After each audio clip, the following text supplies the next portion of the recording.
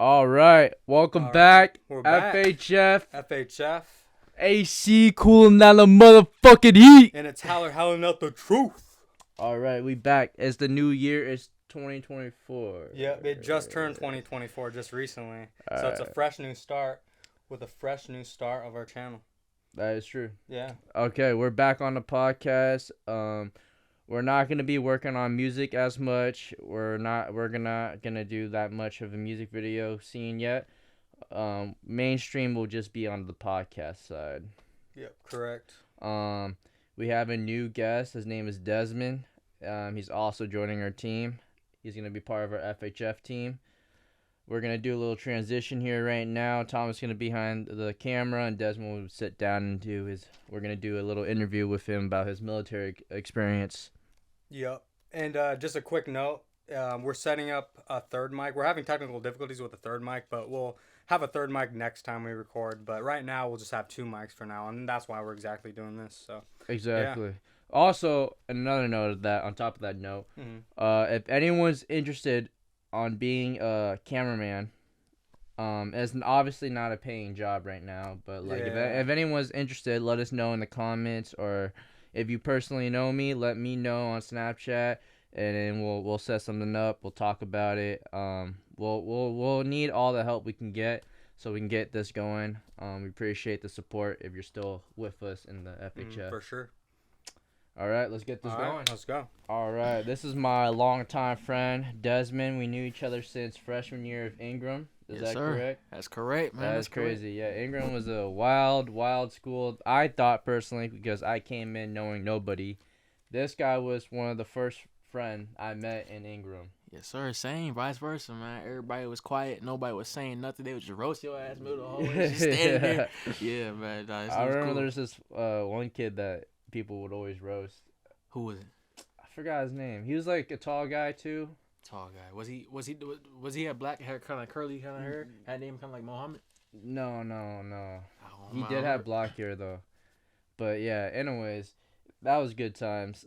We also had a guy, a third person in our little group trio, named Zach. I remember. Zach. Yeah. Where did Zach go, man? I don't know. Where's He Zach? was hooping Where with you us. at, Zach? Zach, where you at? Where bro? you at? Come on, run the pick and rolls with us, man. What's going on? Oh, that's cool. I forgot about it. Yeah, but after I left Ingram, I went to Roosevelt.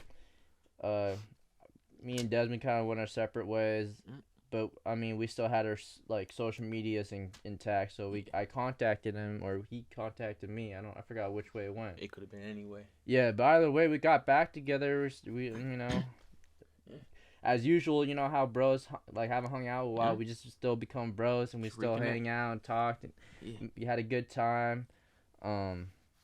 Shout out to this guy. He's been there for me during my downs too, for sure. Hey, vice versa, man. Look, any downs that you have, this guy will take care of you. And that's just how it goes, man. He gets down to business. But what was crazy is that when our friendship was rebuilding into like a very strong friendship again, this guy left and joined the military. And that's today's topic. The military. Military. The Navy, to be exact. He did join the Navy, to be exact. But military. Yeah, sir. All right, let's get it going.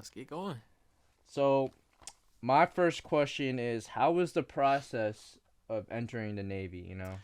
You know, the process of entering it's real smooth. There's really not that much difficulty, that much back and forth. It's more so, hey, join this group chat, or take down this number, or get this email.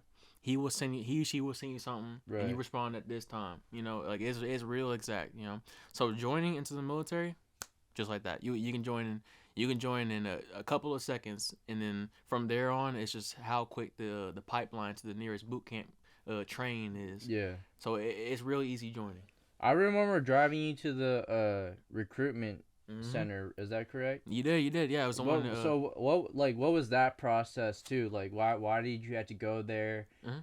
What were you doing inside the recruitment process, like inside the building too? So this is real good for anybody that's already knows for a fact they want to join the military, and this goes for all 5 branches, right? Coast Guard, everything. So what he was driving me to, what he was talking about was, I forgot the exact name of it, but it was a program where if you are, it doesn't matter the age, right? But if you already know for a fact that you want to go to boot camp, you want to join the military, these guys will help you study for your tests. They will get you physically ready, mentally ready. They will have your parents, everybody involved, right? So for me, right, when I was having my family members, friends, Augustine driving me to there, I was going to study for like all the tests that I would be taking in boot camp. I was going for getting ready physically, dropping weight, making sure that I can do all the smallest tests, like small as doing a duck walk, So it is real helpful. So if you know for a fact that you want to join, then you just go to that recruiting office and you literally can just say, I want to join, and that's it. They'll take care of you, and they will offer you the chance to hop into that little I'm gonna call it pre boot camp for now because I forgot the name, but they'll offer you a chance to hop in that. Okay, I see. That makes sense. So, do you think there was any like recruitment pressure at all while were they like pressuring you to like join, or do you think it was like more like lean back or? No, this completely depends on wherever place you go, who the person that is recruiting you, who's in the office, whoever the chief is, right? Yeah. For me, right, I'm just gonna tell you a story of what happened to me when I walked into that recruiting office, right? I go in there with my pops, right, my dad. We're two black guys, right? Open the door into the Air Force one first, right? Remember, I joined the Navy, but I remember opening the door to the Air Force one, and everybody opens the door, staring at me, silence, nobody's talking. That's it, just quiet. Crickets is chirping. So I was like, oh, maybe I shouldn't join the Air Force. I got peer pressured out. And then I opened the door to the Navy one next. And then immediately, black guy hops up out of his chair. Hey, what's going on, my brother? What's going on? Hey, how you doing? So from then, that's when I was like, oh, this is where I belong. Now, that's what I was meaning for the pressure. So in the Air Force, they're pressuring you to not join because it's more comfortable there. Depending on where you get stationed at and however it is for you. And then in the Navy, they peer pressure me to join in. Not as that situation. Obviously, it should make me comfortable. Yeah. But I was comfortable to get you in. To like make you feel welcome. Yeah. Be like a part of it, right? Like a family type of situation. But now over time, though, they do start kind of peer pressuring you, I would say, a little bit. Not to the point where it's like, say you smoking with your boy, hey, hit the joint, bro. Nah, not like that. But it is a little bit of peer pressure. More so like, I want to be the best person I can be. Everybody else is doing their best. I want to join them and do my best. And then that in itself is kind of a peer pressure where once you start doing your best, they're gonna have you in there and ready to get suited up and booted. Yeah. Because I remember they were texting a lot too during the time we're hanging out. Because so when we were hanging out, like, you were getting a lot of text messages, and like even tests ran and shit like that, and then physical and mental tests. Yeah, and then they're telling you to make sure not to do like certain things and stuff like that. Excuse me, I'm gonna sneeze here. Yeah. I remember, a lot of that was happening. So that you didn't feel any pressure from that too, or? That's a good question. For me personally, right, I didn't feel much pressure because I already had my mind made up that I wanted to join. But for somebody that might have been on the fence, that maybe they weren't sure they wanted to join, maybe they had some other options that they really wanted to do instead of the military. I think from that they might have felt a little bit of peer pressure, because. Doing that is like the equivalent of cutting, because they make themselves out to be friends, to be friendly, to be there for you, right? Especially if you don't really got much family or friends, those guys will be that for you, those recruiters, right? So if you don't have that, right, it's going to feel really, really, really hard to just be like, hey, you know what? Actually, something came up. I don't think I want to join the military. And so for most people, as soon as they hop in that recruiting office, they're already ready to join. Okay, I see. That makes a lot of sense, actually. Yeah. So there was no I guess there was no pressure off that, like the constant text message and like telling you. Okay. Nah. Was it hard for you to like not do any of the things they're telling you not to do, or like following the exact like guidelines that they're giving you? I tell you what. Like a set rule book in a way, you know what I mean? I would say right now. Before you even join the boot camp or anything like that. Yeah. Back then, because the person I was, right, and just a little bit of backstory, I was a bit of a goody two shoes. I didn't touch any drugs. I didn't touch anything. I was very religious. Didn't do anything. So I actually started to interrupt, but this guy was a goody two good shoes. After the Navy, I looked at him. I was like, "Who is this guy? I don't remember this guy. This guy used to have glasses on. Yep. He was used to playing his guitar. Yep. He I used to be the nicest guy in the room. Very nice guy. Yeah. No matter what. I came out that motherfucker. He came back in demon mode. I came back in demon mode. I came back like Debo. Demon time. I came back like Debo. I can't even lie to y'all. So, for me, right, I didn't feel that much like pressure or much to do anything. So I already knew what I wanted to do, and I already had the standard that look. I don't want to touch these type of drugs. I don't want to do this outside of what my family tells me. Blah blah blah blah. But if you're somebody, right, if you already smoked some joints, you've been partying, you've been having your fun, you lost your virginity, blah whatever it may be, before while you're in school, I might as well say right while you're in school before the Navy, then you're gonna find it pretty hard to just shit. They're asking me to grow up. They're asking me to step down from these things. Step down from this and step up to being an adult, just like that, or at least take the first step, Right. So, but I remember there was these times that you actually wanted to try these things too. Yeah. When you were in the process of joining it. I did. Yeah. But we hung out a lot, and he definitely self-controlled himself and all that. Yeah. Props to him, because not a lot of people could be like, oh, like, no, I can't, like. Yeah, you actually commit to that, which was pretty. Thank you for reminding me of this. I absolutely forgot about that type of deal, but you're completely right. So I remember, before I went, I was in the mindset like, oh shit, this is boot camp, this is the military. I'm not gonna be able to play video games. I'm not gonna be able to try to look for girls. I'm not gonna be able to have my fun, do these type of drugs. Yeah. I had that mindset at first, and then I was like, all right, let me at least try some things before I go into there, just so I can have it done in my bucket list. Right. Yeah. Before you get like in depth in the military, where you can't be exactly doing that stuff in a way. Yeah. But yeah, because like I remember me and him used to be playing video games together and stuff, and then we go hang out, do shit like that. Mm-hmm. But there's times you'd be like, yeah, I can't do that because the military and stuff like that. Yeah. But yeah, that was a great time though. It was you're absolutely right. It was a great time. So I felt like I had a goal. I had somewhere I wanted to be. Yeah. And I felt like I knew the boundaries of who I wanted to be and who I didn't want to be at that time. So it was a great time. Yeah. Actually, I kind of want to go back to what you were saying about the Air Force. You said. Yeah.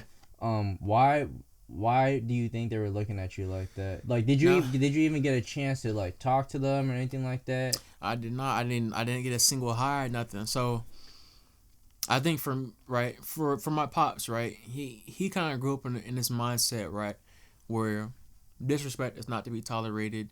Any type of looking down on you for whatever it may be, like a race, whatever it may be, and he's very well off. He's about his business. He has many businesses. So he's just. I'm not gonna take none of that, right? And for me, I'm like at the time I was a super shy, super anxious dude. If you stare at me the wrong way, I might, back off, feel a little weird about it. So for the both of us, we kind of both came to the understanding, like the way they're looking at us, the message that we're getting from just the way that they all turned to us all that quickly, didn't say a single hi, nothing, and then just waited for us to leave. And as soon as we left, got back to their business, it felt like we clearly didn't belong. So you didn't feel really welcomed at the time? Oh, absolutely not welcome. Yeah. But even if you weren't welcome, you still got to take the step to just hop in there and do what you can do. But it felt like if I were to try to do what I can do, it wouldn't matter. Like I just would not be one of them. So and that only happened in like the span of 10 seconds. So I could be absolutely wrong. They could have been just testing me to see how mature I was. I have no idea. But I'm just curious though, like why didn't they just say like, hey, there's not even a single hot head. Yeah, exactly. And there was a bunch of them in there. They're not even curious about like why are you walking in? Like, are you interested in joining the Air Force or like something like basic like that? Yeah, I mean I could tell you why if you want. Yeah. Okay, so this is it'd probably be a topic that we hit on a little bit more deeper, into this podcast. But so the different branches, right? National Guard, Coast Guard, Army, Navy, Marines, they're very different. They're all one of the same, but who you might meet in there can be very different. What the orders may be can be very different. The tone of everything can be very different, right? So what is known, right? And this isn't me bagging or trying to exaggerate or whatever it may be, right? It's known that for the Air Force specifically, right? Mm-hmm. the name is called the Chair Force. So the reason for that is, right, it's known, very well known, for the majority of the average Air Force personnel's career, they're going to have a more chill, tame time. They're going to have better food. They're going to have air conditioning. They're going to be able to sit in chairs for longer. And then it's known for, like, the Marines, that you're going to be out there in the dirt, out there in the grime, carrying guns and rifles. Mm-hmm. And then it's known for the sailors, that you're going to be out there, you know, with the little partiers, out there on the boats, out there, you know, carrying the logs, you know, doing all that type of bullshit, right? And it's just stigmas. But for the Air Force, right, there's more truth to it than there is, you know, fable.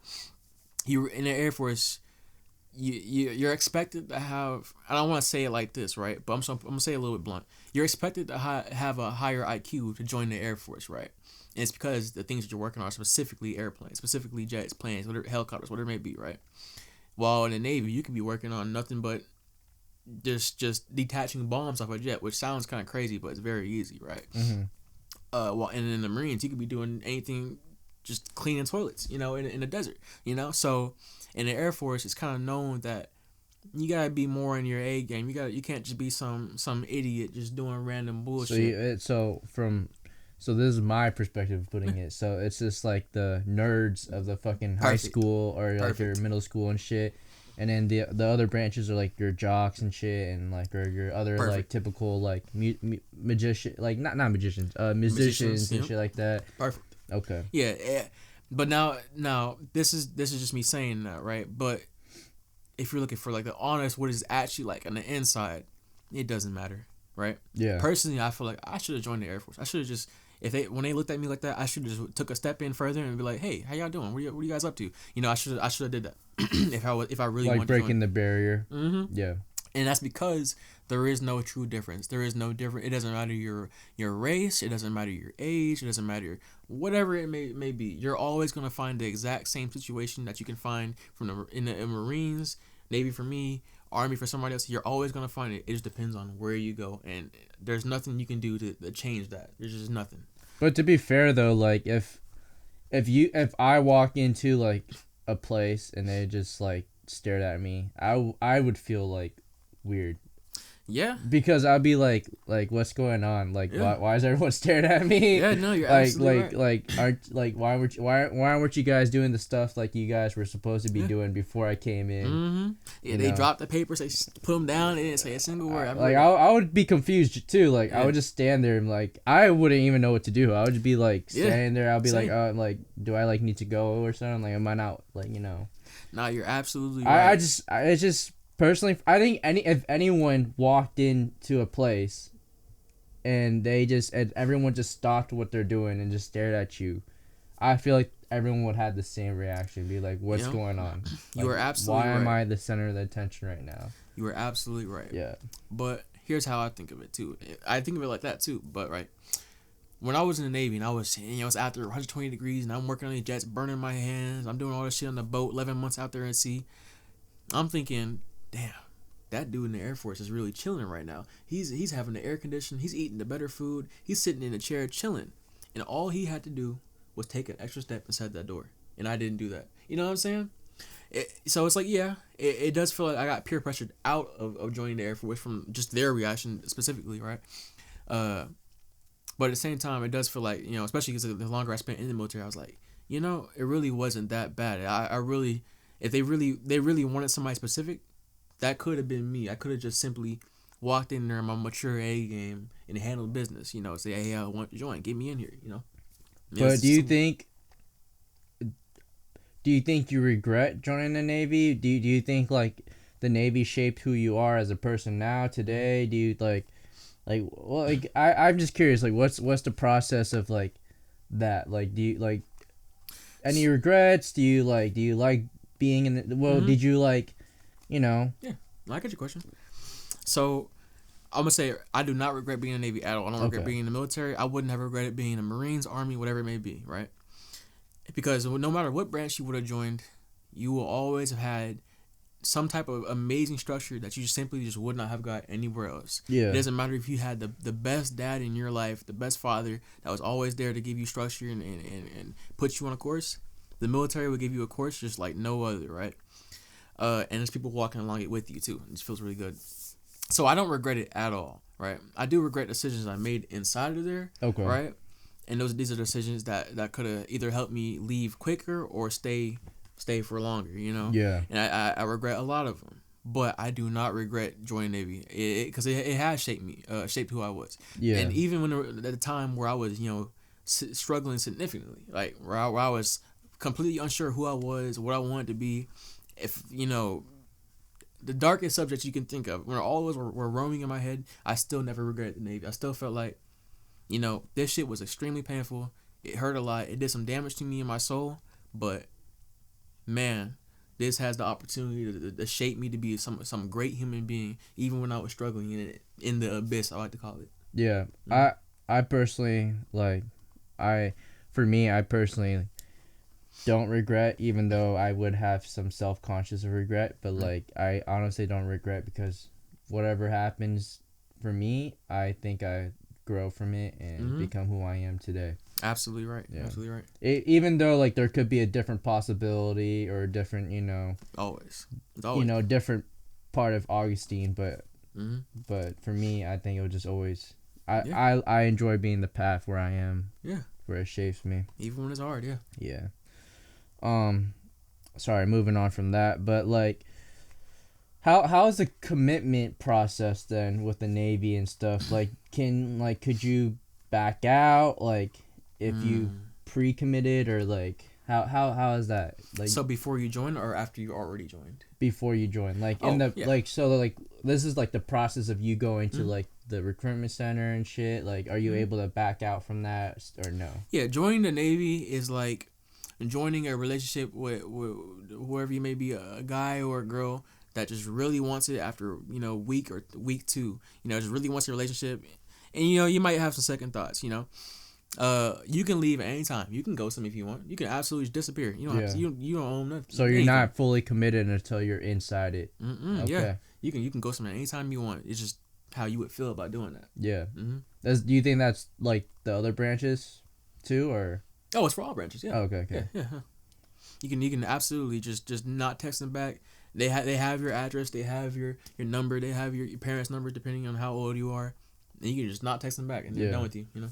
Also, this may sound like dumb questions, but it's questions. I feel like it's some questions for kids coming out of high school that are thinking about or thinking about joining like some type of military branch. This is a perfect, I know, like questions that someone's from experience, and not just like a recruiting standpoint too, just someone from experience joining and leaving and being part of the military. You know, these are great questions. If you absolutely ever feel like you want to join and you're feeling like you went through the process and you're like, oh, maybe not. Maybe I got some reservations. Maybe I want to do something else, or I just want to hold it off. Maybe I want to join next year. Maybe a couple years from now. You absolutely can, whenever you want. Don't feel pressured to join any type of branch, no matter what. You join whenever you're ready, and that will always work best for you. I like that answer. That's a great answer. Yeah. What was like? I guess like what caught your eyes with the Navy? Like why? Like after the Air Force, why did you decide Navy? Like why not like the other branches? Okay, so these are again the stereotypes that have some truth to them, but again they're still mostly fable, except the Air Force one. That's Air Force. But so for the Army, right? It's more so well known that they're, especially when you get into the military, it's more so well known that they're about, what's the word? Kind of deceiving you and trying to like, hey, you can get this, this, and this, and then as soon as you hop in, you don't get nothing, right? Or you might actually get something. They might tease you a little bit. Hey, if you join the Army, you get $10,000 in the Mustang, and then you join, you only get $100. Yeah, okay. But then maybe you're from then you get $2,000. Like false advertisement type of thing. Okay. The Marines are just straight up like, hey, you join because you want to serve your country. You want to be there. You want to work hard, test yourself, push yourself, challenge. You know, you've seen the advertisements, right? I just want to come off from experience. Like, so there's a time that I think the Marines came into my classroom. I think Thomas would know what I'm talking about because it was one of the classes that we both took. The Marines came in. They were recruiting basically the kids, the high school kids. Give them ideas, and being like, hey, like, you know what, it's about bravery and stuff like that, and like leadership, and I honestly at first at the time I was like, oh, like the military might be a good a thing, but then like for me, I think it when they were talking about it, it seemed like it wasn't really beneficial because they're praising something that wasn't. It was hard to explain. Like intangible. Yeah, it just seemed like it was just all about leadership and about like being brave and like it's smoke and mirrors. I feel like it was more. I feel like life has more than that. So that absolutely and I kind of like swayed away from even thinking about the military after that experience. Yeah. But and to be fair, that was just the Marines coming in. And just those Marines. Yeah, it was just the Marines coming in. It wasn't like the Navy or Air Force and any of the other branches. I feel like it could have been different if other branches came in, but or maybe a different recruitment officer. But those recruitment officers that came into our class, I feel like it pressured me out of not joining the military. Hey, no, like no disrespect or anything. It was just I felt like why? Yeah, like I asked myself in middle class like why. That makes perfect sense. So, all right. So I was going to a little bit of a long thing, but for me to make it quick, right? I would say, right, if you're in the military, you have this idea for the entire time that the Marines has the lowest ceiling, right, but the highest floor, right? So anybody can join. Yeah. But almost nobody can really make that their thing, make that like their absolute go-to perfect career, right? Yeah. Really perfect what it is to be whatever job they have in the Marines, right? Well, because it was weird because they're just like, oh, leadership, it'll bring you so many jobs, like you can get it, like, but I feel like it's more than leadership. Like you gotta have some knowledge about certain things. They did said like a different job, but I don't remember what job it was too. But it was mainly just about leadership. Yeah. And like I feel like leadership can just be built upon yourself. You can. Like it can. And I mean like that's just my opinion, but like also like I for myself it was just weird. I just that's fair. I couldn't really process why at the moment. I just thought like why. No, I think most people will have that same kind of reaction like what are you talking about, bro? I'm in the 8th, 9th, 7th grade. I don't care about no dang leadership, you know? Because I was really interested. I was like, okay, I'm going to go serve my country. And then after that experience, I was just like I sat down. I was like, I don't know now. Like it's just like the recruitment way from their way, it didn't reach to me like they thought it would reach to us. Yeah, that's fair. I think they were trying to go after that one kid who maybe has a military dad and he was gung-ho and he's like, I think I really want to do that. I want to be strong for my country. It's probably meant more for him, but because probably those recruiters probably had that experience. They're trying to share that their experience. Yeah. But no, again, it absolutely depends on the branch. You might go to the Air Force, they might present to you about all the exact career choices you can do, all the technical things of the job. Yeah. You might join the Navy and they might tell you about the parties. They might tell you about the being on a boat and seeing the country, traveling around, seeing the world actually. You join the Marines, they're gonna probably tell you about being big, being bold, courageous, wanting to be a leader and do things the strong and hard way. You join the Army, they're gonna kind of incentivize you, like, hey, you join, we're gonna give you this and this and that. Yeah. But my specs is, for me personally, I'm different from everyone else, and everyone's different from me. So my specs that I was looking for, like, I need to learn something that I can grow from. Yeah. And when they were saying what they're gonna give us, I was like, I don't think I can grow from it. And I feel like if it was like a different branch to be like, oh, you can learn this and learn that, I mean, I probably been like, oh, that sounds more reasonable. Yeah. And like I can definitely grow and be something. But for the Marines, I feel like it's something like I didn't want to do because the recruiters weren't. They weren't that. I didn't say they weren't great. They definitely could have reached some other kid. Yeah. But it just wasn't for me. No, that's perfectly fine. I will say though, right? This is more so towards anybody that's thinking about joining the Marines. This is not to say that the Marines can't teach you anything. They absolutely can teach you just as much as the Navy, just as much as the Air Force, just as much. And the Navy can teach you just as little as anybody. Air Force just as little. It always depends on where you're stationed at, what your job is, and what job you have always depends on whatever whatever you know about, not necessarily just your IQ, but what subjects you know deep enough about that apply to the military. So yeah, don't get me wrong. I'm not talking about bad about the Marines. It's just that the recruiters made me question it. Mm-hmm. It's more on the recruiters than the branch itself. Yeah, it was. To be honest, like I just didn't know why the recruiters brought it in that perspective. Yeah, no, it makes sense. Yeah, because like I feel like if they're trying to recruit somebody, it should be more than be like it's about bravery and leadership. Like there's has to be more than that. Like is that all you learn, like bravery and leadership? Like no, I definitely know you learn more than that because I know people that are in the Marines and learn more than that what they just said, and it wasn't a really good recruiting like advertisement or pickup line. Yeah, that was just some recruiters for sure. Yeah, but yeah, that was just honestly I feel like if there was a different recruiters, I think my path would have been different. Yeah, I think absolutely. If you got those good Air Force guys that were like, hey man, you're gonna learn about these helicopters, these jets. This job will apply to this job outside of the military, and then this job will get you this and that. You might have had your whole entire life changed. To be honest. To be honest, yeah, that would have been different. To be honest. Oh, okay, that's a good one.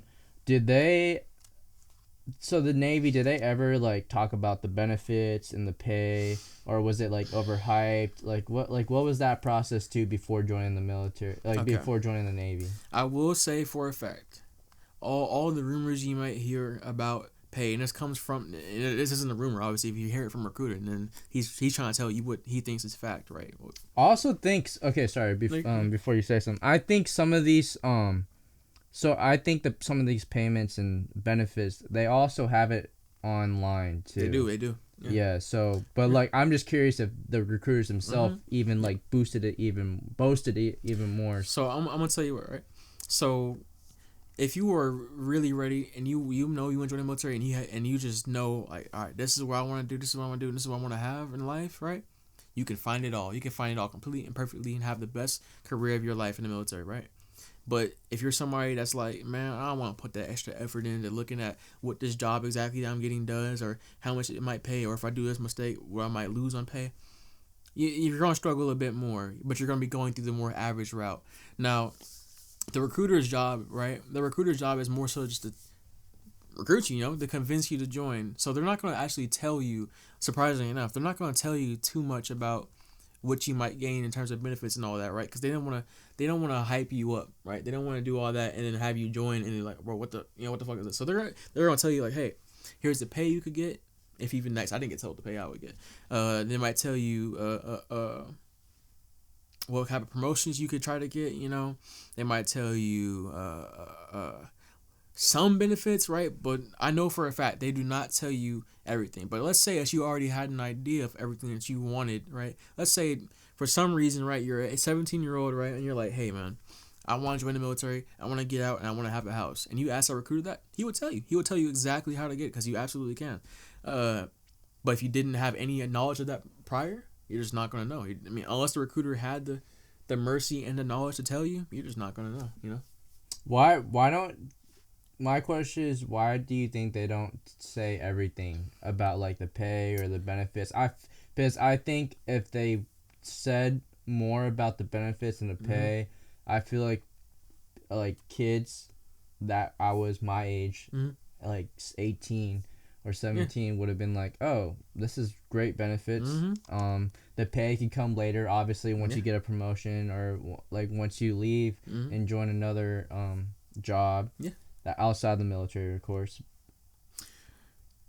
So, I think the reason is right, and I think it depends on the branch too. But I think the main reason is that they don't want to give you all these, because they're already giving you a bunch of smoke and mirrors already, right? I don't think they want to overload you with so much things that can hype you up, just for you to join, get 1% of it, and then get told that maybe like 30% of it isn't guaranteed, and that's like the biggest 30% that you could want, and then be like, why am I here?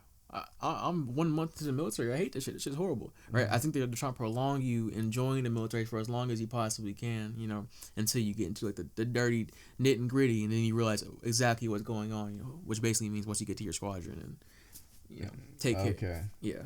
I see. But I could be absolutely wrong. I personally have no clue exactly as to why they wouldn't tell you exactly every little thing. And it could just be maybe they don't have enough time. Maybe they. So wait, remind me again. You have to do a good job to get this incentive. Okay. So the base benefits that you already get, right? Mm-hmm. Anybody can get these benefits, right? A lot of time in the military, you're told, right, you're not gonna get such and such benefits. You're not gonna get college pay. You're not gonna get spouse. What's the word? Spouse.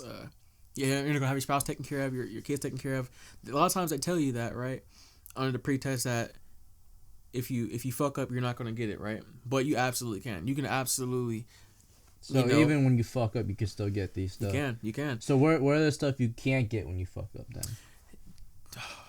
Like, that's the problem. Does your pay get less? Well, that's in the military, but those aren't benefits. That's just in the military. Yeah. Right? In the military, does your pay get less if you fuck up? Oh, okay. Like, so if you fuck up in the military, or does your like some of your benefits be taken away? Nah. So benefits are after the military. Okay. And then what goes on in the military? That's all just kind of what you would consider law. So say you smoked a joint in the military, right? And got caught, right, during a urinalysis. They would definitely either just kick you out the military, but what most do nowadays is they would just half your pay for like 2 months. They would take your rank down. So say you were E3, it goes through E1 through E7. Okay. They take your grade down, which means that you make less money, and then they cut it in half. So now say you make $600. Yeah. Now you're making $400, but then they cut it in half. So now you're making $200. Okay. Mm-hmm. So that has happened to me. It's happened to many people. Was the pay like weekly, monthly? It's every 2 weeks. Every 2 weeks. Mm-hmm. 15 in the first. But you're being paid by, so you're doing the work of week, right? Like you're doing a work of like the week of work, right? To get paid every 2 weeks. You don't have to work to get paid. No. Say you went to the hospital. Okay. For a reason, or say you're on vacation, you still get paid. Okay. Yeah. It's just if you fucked up, you either get kicked out or you get your demotion and you get half of that pay. Mm-hmm. Exactly. Okay. Yeah. That makes sense. Or if you do something really good, they might promote you. Okay. Yeah. So what if let's say you fuck up, mm-hmm. and then you do something good again? Oh, that's happened before actually. You can get promoted. And your money goes back up. I think I can't answer that for the entirety of specifically the Navy, right? Because that's the only information I have is really the Navy. Mm-hmm. But I will say from experience in the squadron that I was in, right? Actually, I have a best friend that happened to exact, right? He had all these type of things where he was like, I'm just gonna say, right? There's certain terms that you're just not gonna understand right now, so I'm just gonna simply say, let's say he's a sailor of the year, right? Blah blah blah, all this stuff of the year in that squadron, right? Like one of the best awards you can get, but then he made one mistake on a jet, didn't check over this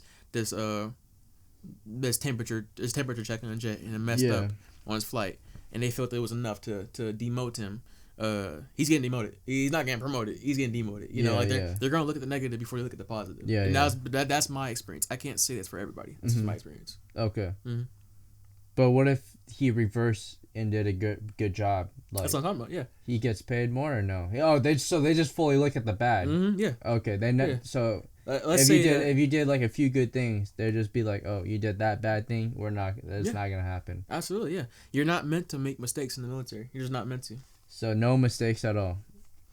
I can't say that, but from your experience. Yeah, from my experience, no from mistakes the Navy, at all. Okay, yeah. No mistakes at all. Okay.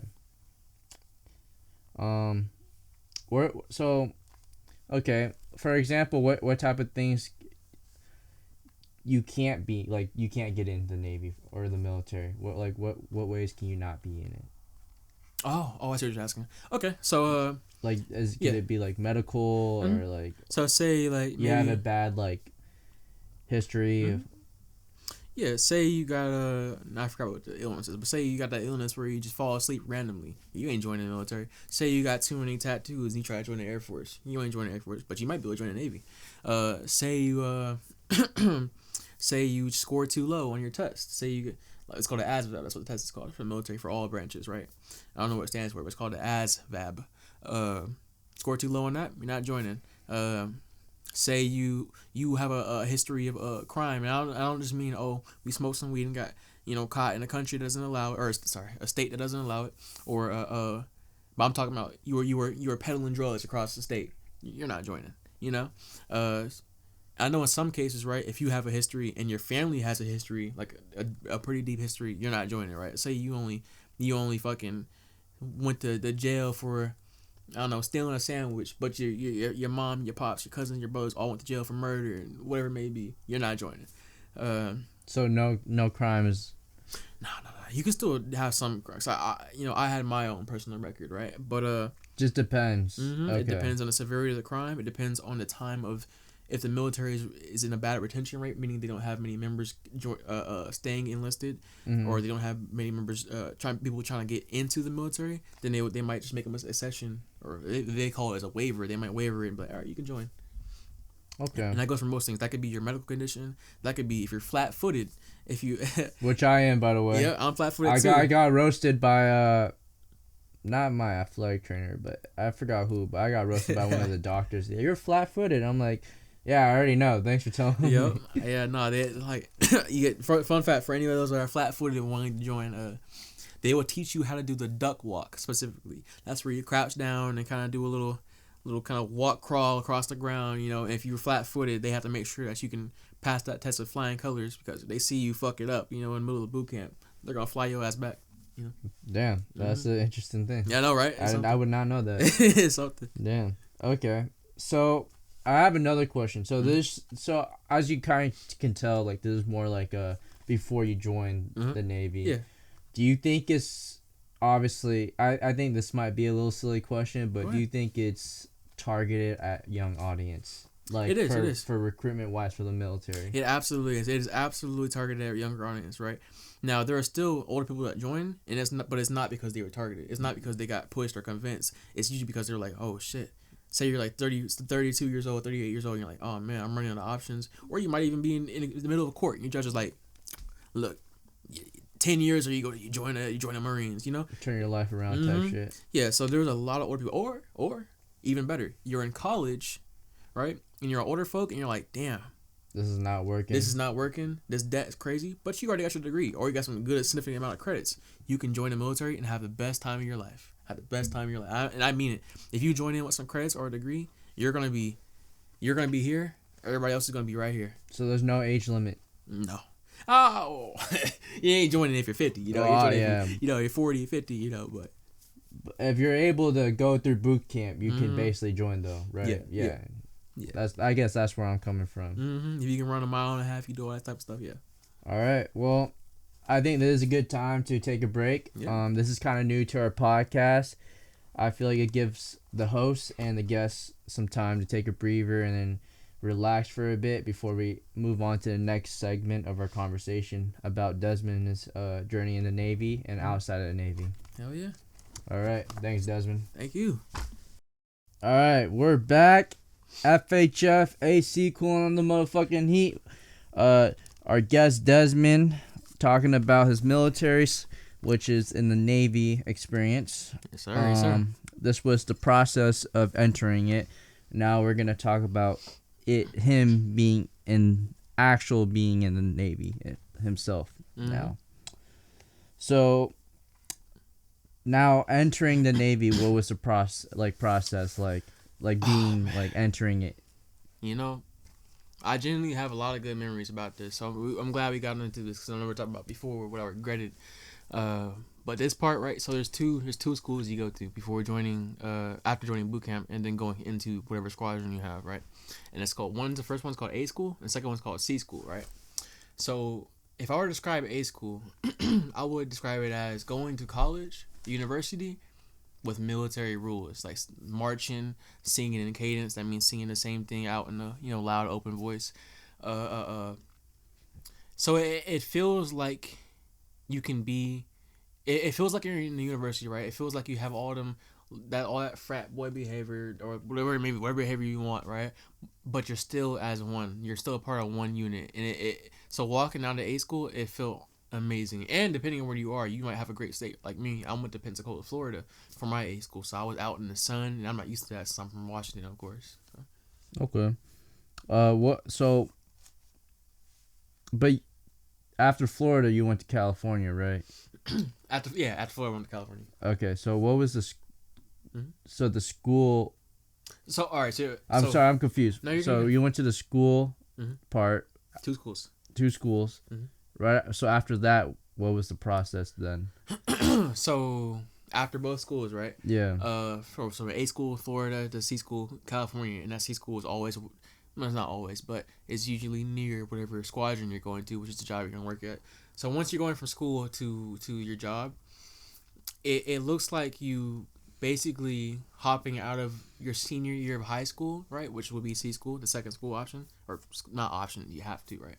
Hopping out your senior year of high school, where you're just like, barely showing up, turning in some assignments you need to pass, and then going straight from that to a job, and it literally feels like that. You gotta show up. You have to, and I don't mean to show up to work. I mean you gotta show up before then. Get your your paperwork in. Meet everybody.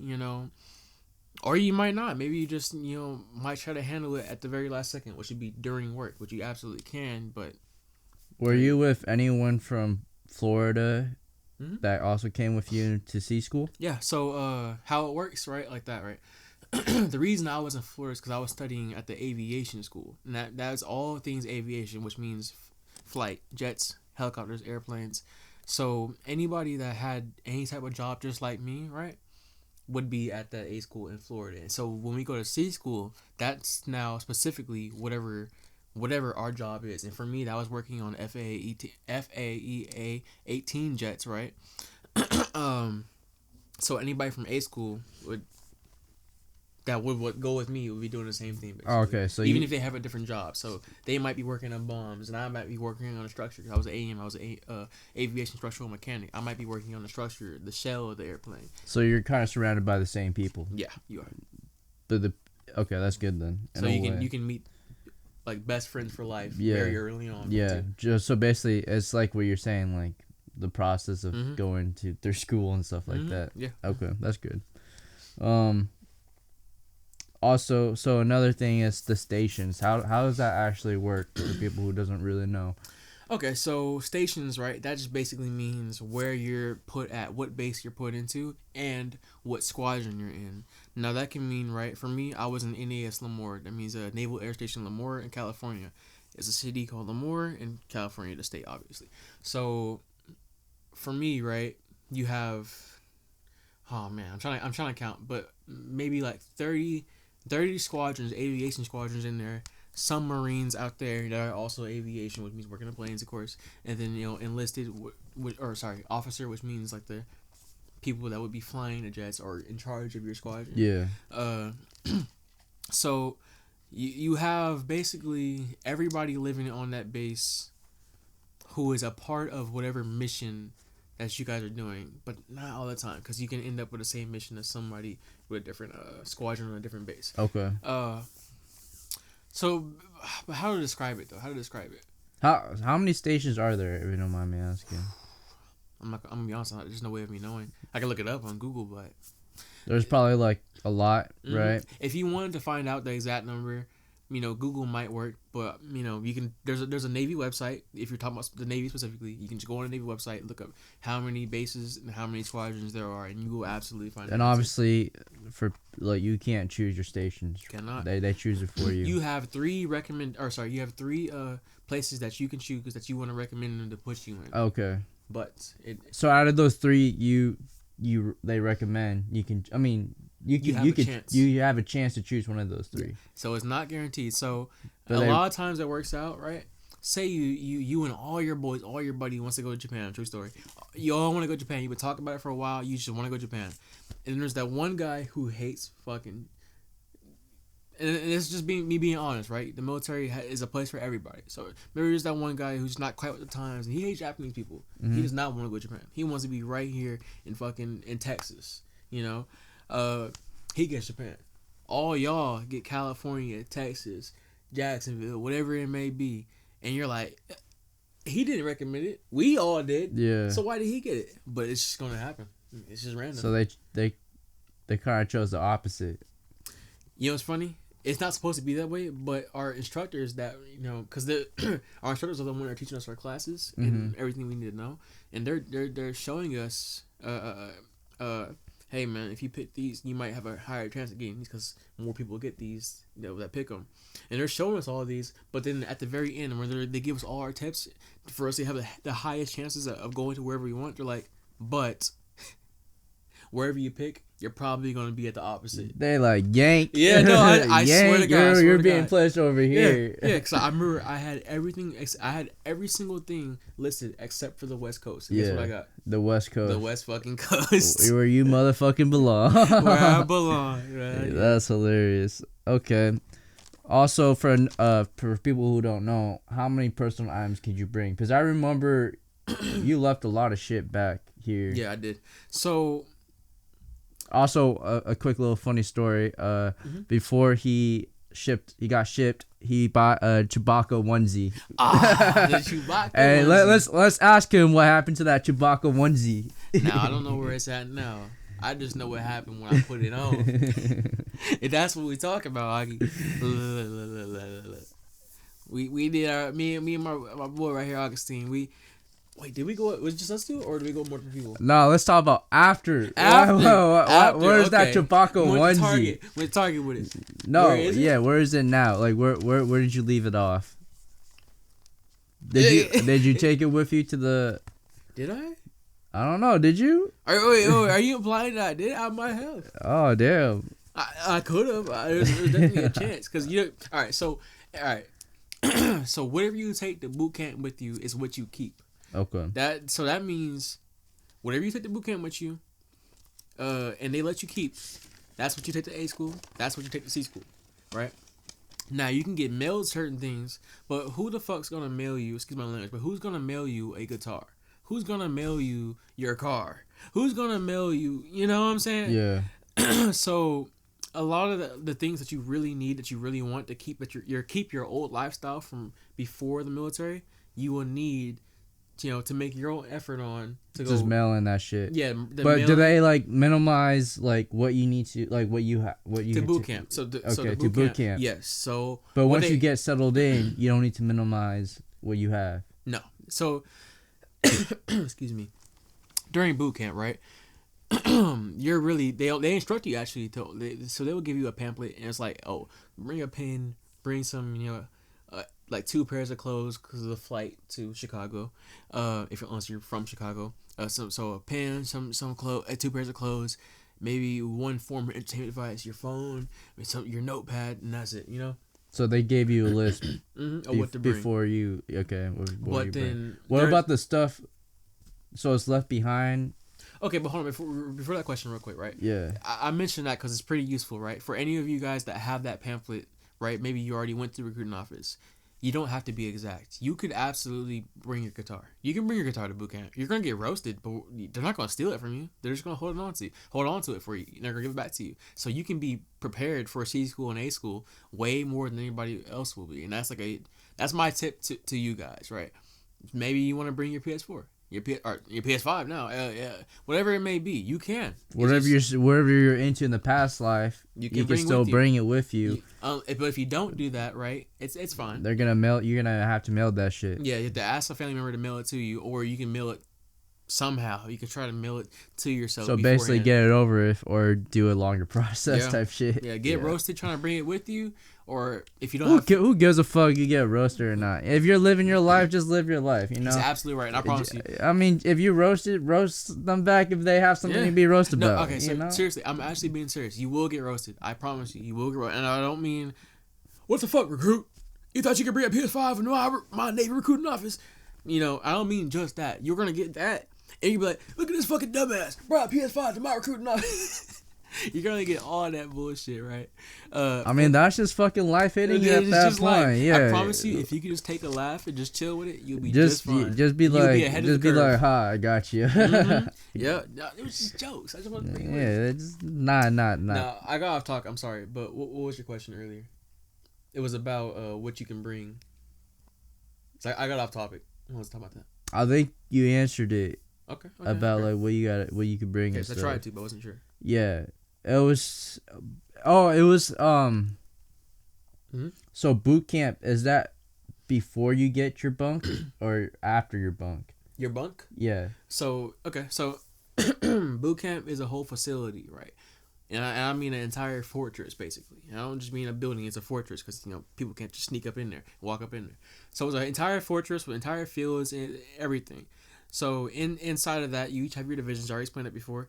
And inside of your divisions, you all have your bunk beds that you share with whatever roommate you have in your boot camp. But now, boot camp is not where you're gonna meet your friends, right? And specifically, they're gonna tell you actually, you're not here to make friends at boot camp. Your RDC, which is called a recruit division commander, they're gonna tell you you're not here to make friends.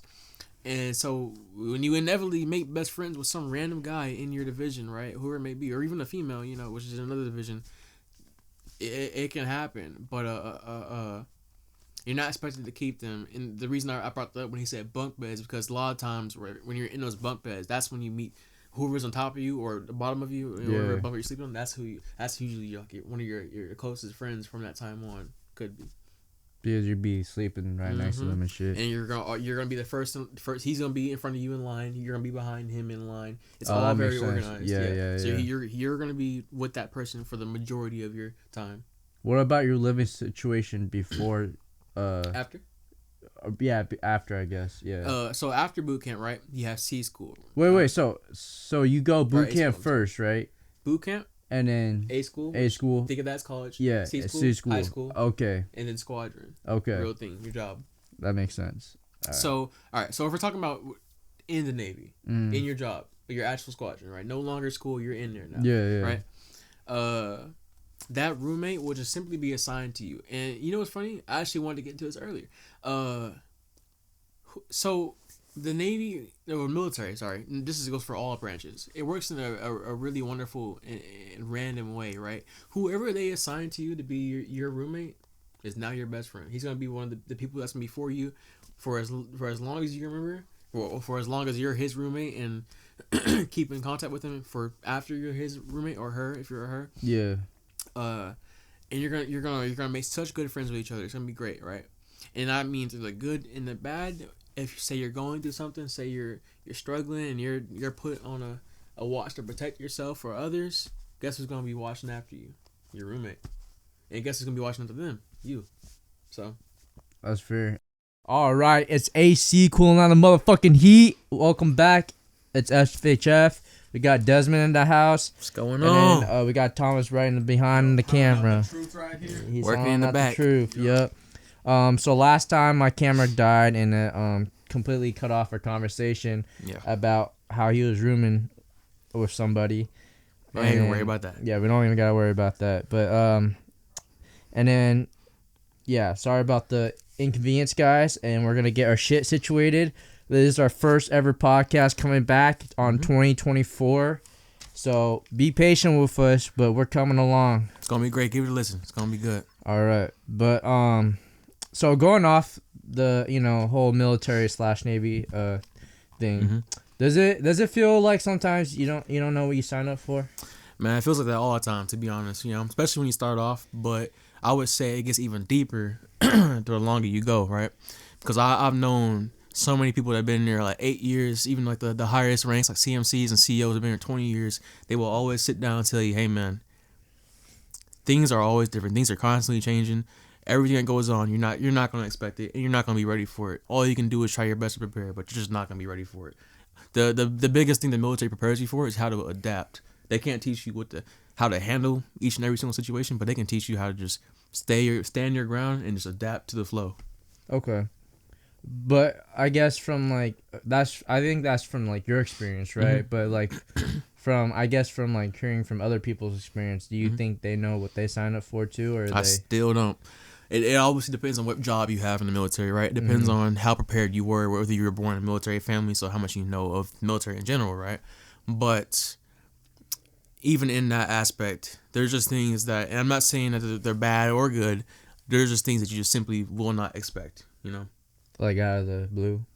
Out of the it'll just bam like that. Yeah. And that's I guess that makes sense. Like how they're treating you, training you to how to adapt and stuff. Yeah. Into the big pop or whatever changes, which is great to be honest, because I feel like in any situation you're gonna learn how to adapt.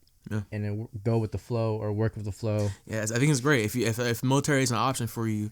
I think that you can go through it, or even say you say in your eyes you fail in the military, you can't go through with it, and you end up going through it and you leave, right? You will absolutely walk out there with a skill set that you can't get anywhere else. I won't say okay, no, sorry. You can still get that same skill set somewhere else, but I will say the military will give you that experience and will ingrain it into you like nothing else, and you will be ready and prepared for most things in life. That was dope. I'm not gonna lie. It's cool, man. It's a great experience. Especially if people don't know how to adapt out there. Mm-hmm. I think that's a great learning experience because, as you know, our world is constantly changing. Mm-hmm. And then we just got to get into the system and just adapt. Yeah. And stand your ground, like what Desmond said.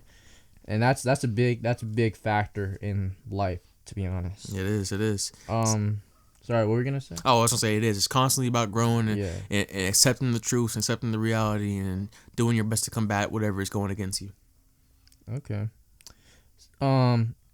Off topic, but how are the conditions, like when you're in like the Navy and like living down in the bunkers and stuff like that? So like kind of living situation. Yeah.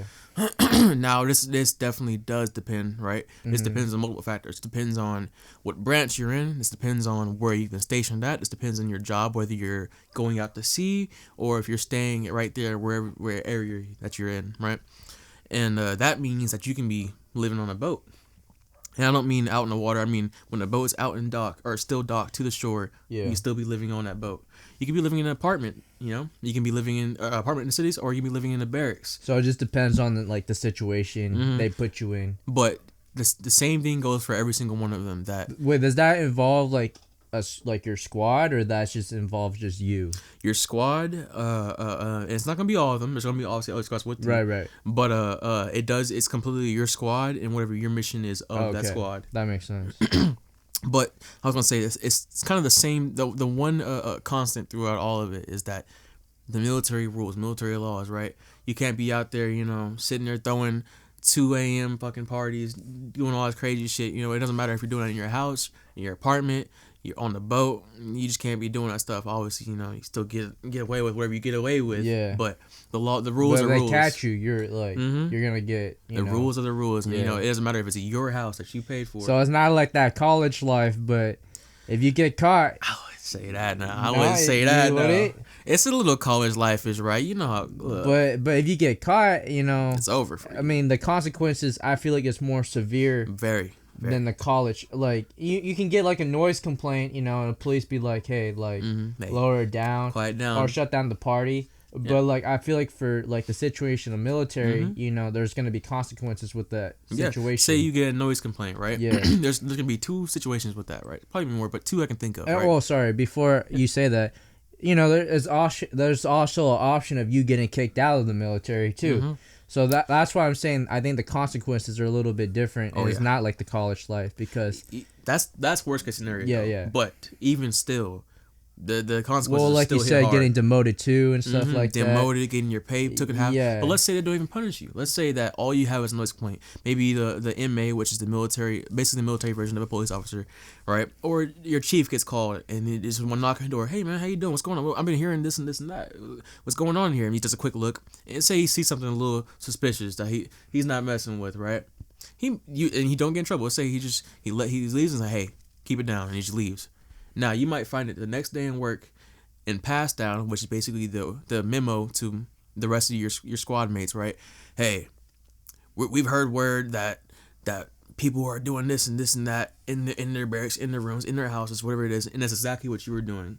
And now they're all gonna look at you, and they're all gonna be eyes on you, basically. Like, don't do it again. Like we're not putting your name out there, but they're putting your name out there. But so they're putting they're basically putting you on the spot. Yeah. So even if you don't get in trouble, you're still getting in trouble. Yeah, because you're on the spot, on the spotlight type shit.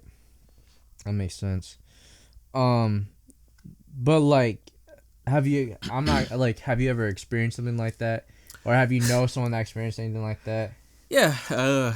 I got my own stories about that, and I've heard a lot of stories, seen a lot of stories, and heard a lot of stories about other people, right?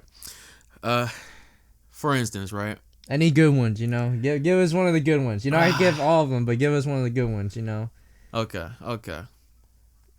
Now this might be a little bit. It won't be too much TMI, but it's something, right? You're not supposed to have visitors into your barracks, right? Say you're living in the barracks, it means you have a roommate, right?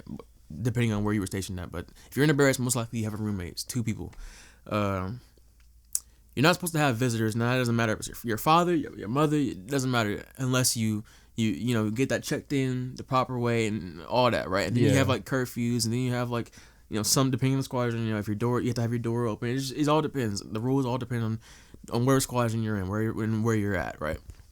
My story is, right, I remember one time, right, I had a lady over, right? It's military. We do what we gotta do. I had the lady over, and then they came in for an inspection. Now, in the rules, you're not obviously not supposed to have a visitor, especially for inspection, right? I didn't know that, so he let me off. I was cooling, right? Mm-hmm. The next time, right, and this is obviously my fault. This isn't nobody else's fault but mine. I just wasn't paying attention, but this can come as a surprise to you. Next time, during the hours that I'm actually fine to have a visitor, right? When you sign them in and all that. I had another lady over, right? Doing my thing from there, but then I get a knock at the door, right? And it's just my chief out of nowhere. Chief. So wherever you work at, you will have a chief, and that's basically the guy that leads everything. Your boss. Yeah, your boss, like your managing. Yeah, your manager, right? So he knocks on the door. Hey, Thomas. That's my last name. What are you up to, man? So when I heard the knock, I had the grand idea. Oh crap!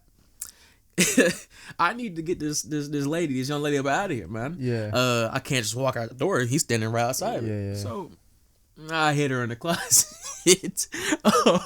So I opened the door for the Chiefs. Hey Thomas, what's going on? How you doing, man? He's looking around. He's inspecting, right? So I don't know. I have no idea why he's doing it. I have not a clue, not a single clue, right? But I just know if he catches me, donezo, it's over. So I had her in the closet, and I remember him talking and looking around. He's asking me how I'm doing. He's being real cool. But he's looking for something, right? Suspicious, But he's being cool with me. But then he leans against the closet door, and then I start hearing it shuffling inside there. I'm like, oh Lord, look, don't you make a noise? Don't you make a peep? Is what I'm thinking. So not to give it away, right? And eventually, right. He leaves. I think he might have noticed it, right? Yeah. I'm pretty sure he did, right? Well, if they're scuffling in the closet, you're bound to be like, oh, there's someone in that fucking closet. So I'm almost certain. What else be scuffling in the closet, I mean, he hit it pretty hard, so it could have been like a bag falling. So that's in your true. closet, you have all your storage is in that closet, right? That's true. You don't have much space in most barracks, right? But it could. Well, it depends on the scuffling noises. There could be there's like bass scuffling. Or like boxes scuffling, like it just be like, but like there's people scuffling, it sounds different. It does. So I remember, especially as a chief, they always know. They know. You know why they know? No, because they did it before. There we go. So right, he lets me go. Right, he walks out. Right, and I'm just like, oh, thanking God, I'm doing the whole celebration dance, lit up the closet. Right, and I couldn't believe it. But I come into work the next day. Right, for my chief, and he's just like, Thomas, did you have something in the closet that I should know about? So that means, right, if he's asking it in that way, that would obviously mean that he knows, but that's not the problem. He knows and that somebody else knows. And so he's being told to ask me what he thinks that I'm doing wrong, right? Yeah. But he is letting me go, trying his best to like get me out of the situation. So, all right, let me bring us to a wrap up, a point, right? The whole point is that sometimes, right, they can be hard balls and just get on your case, and absolutely just knock you with punishments, right? Yeah. Be inspecting around like it's the DEA. Another time, right, they might just be cool with it. They might just be, all right, do what you gotta do. I understand. I've done this before, and they might let you off with they'll probably like give you a hint, be like choose your words wisely type shit. Yeah. So back to what I was saying before about it being unexpected, you could absolutely come in a situation where you're just like, all right, I think it's cool. Especially you haven't read the rules and you've done something, right? Yeah. And they let you off with it. All right, it's cool. But say you do it again, and you still haven't read the rules, and now they punish you, and badly too.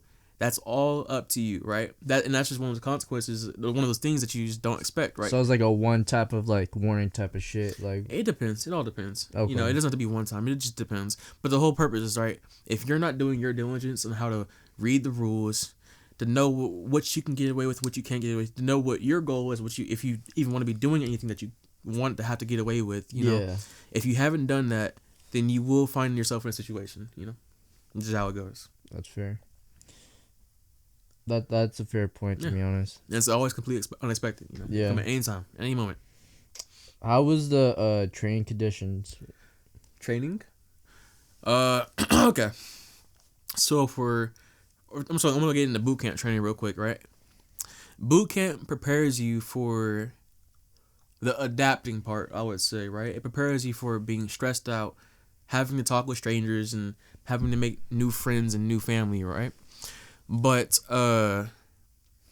C school and A school, right? That's the schools that you can go to depending on your job, right? Those are that's training for your job, right? Whatever, like your specific job, you gotta know what it is you're doing.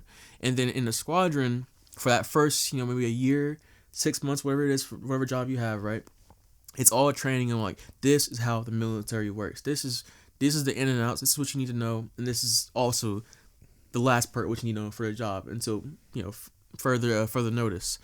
But the constant always is, you learn as much as you want to learn. Just like high school, just like college, you learn just as much as you want to learn. If you want to slack off and just have your fun and put work to the side, so this is more like the mental training, right?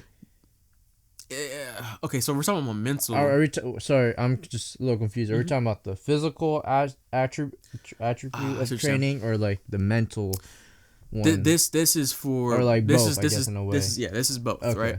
Because there's obviously the physical stuff, like you have to take your tests, like you're running your mile and a half. You have to take your sit ups and your planks and your. Sorry, a little off topic too. On top of that, but so I always see like YouTube videos of like boot camp training or whatever. Mm-hmm. Is it as intense and overhyped like that, or is it not as intense? It depends on the video, but it's usually the same exact thing. Well, like usually they're copying the test standards for whatever branch it is, and for whatever branch you're in is different. Like, well, to summarize, the video I was talking about, it's just, this obviously it was a video, so it was a little bit more extreme. Mm-hmm. Like, it had rain and mud and shit. People are like crawling on the ground. I had to do it in a blizzard. Really? Yeah. Okay. It absolutely depends on. And then they got in a room, and they get like yelled at, screamed at, and they got like pepper sprayed in their eyes, and they got like smoked gas. Okay, so I will say that is definitely exaggerated, right? Mm-hmm. How it usually, and this runs for all branches. They're not going to just run you into some fucking room, start tear bombing you, and all that bullshit. They're gonna go, hey, tomorrow, get ready for the gas chamber. Hey, tomorrow, get ready to get beat down. That means, PT will not. Hey, you fucked up, get beat down, So there's always a warning. It's not like, hey, move here, hey, smoke bomb. It's none of that. It is none of that. Yeah, so it's not like last minute, like you're going to hell, like no.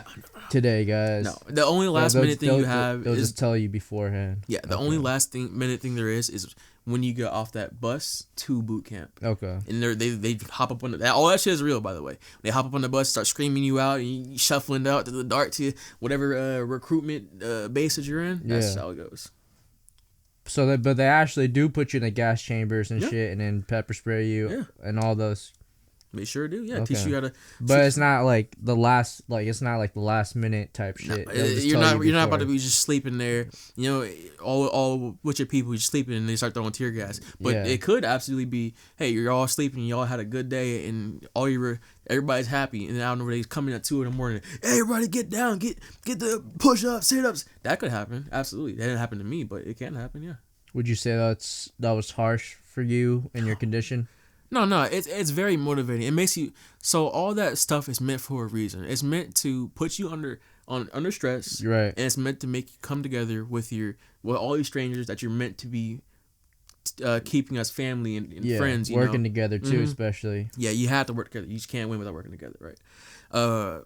So it's basically they're just training you through that fucking whatever stress that comes at you. Mm-hmm. You're just mentally prepared and physically prepared for it too. So yeah, it's all meant for the actual job. So say you get into the squadron and you run into a situation.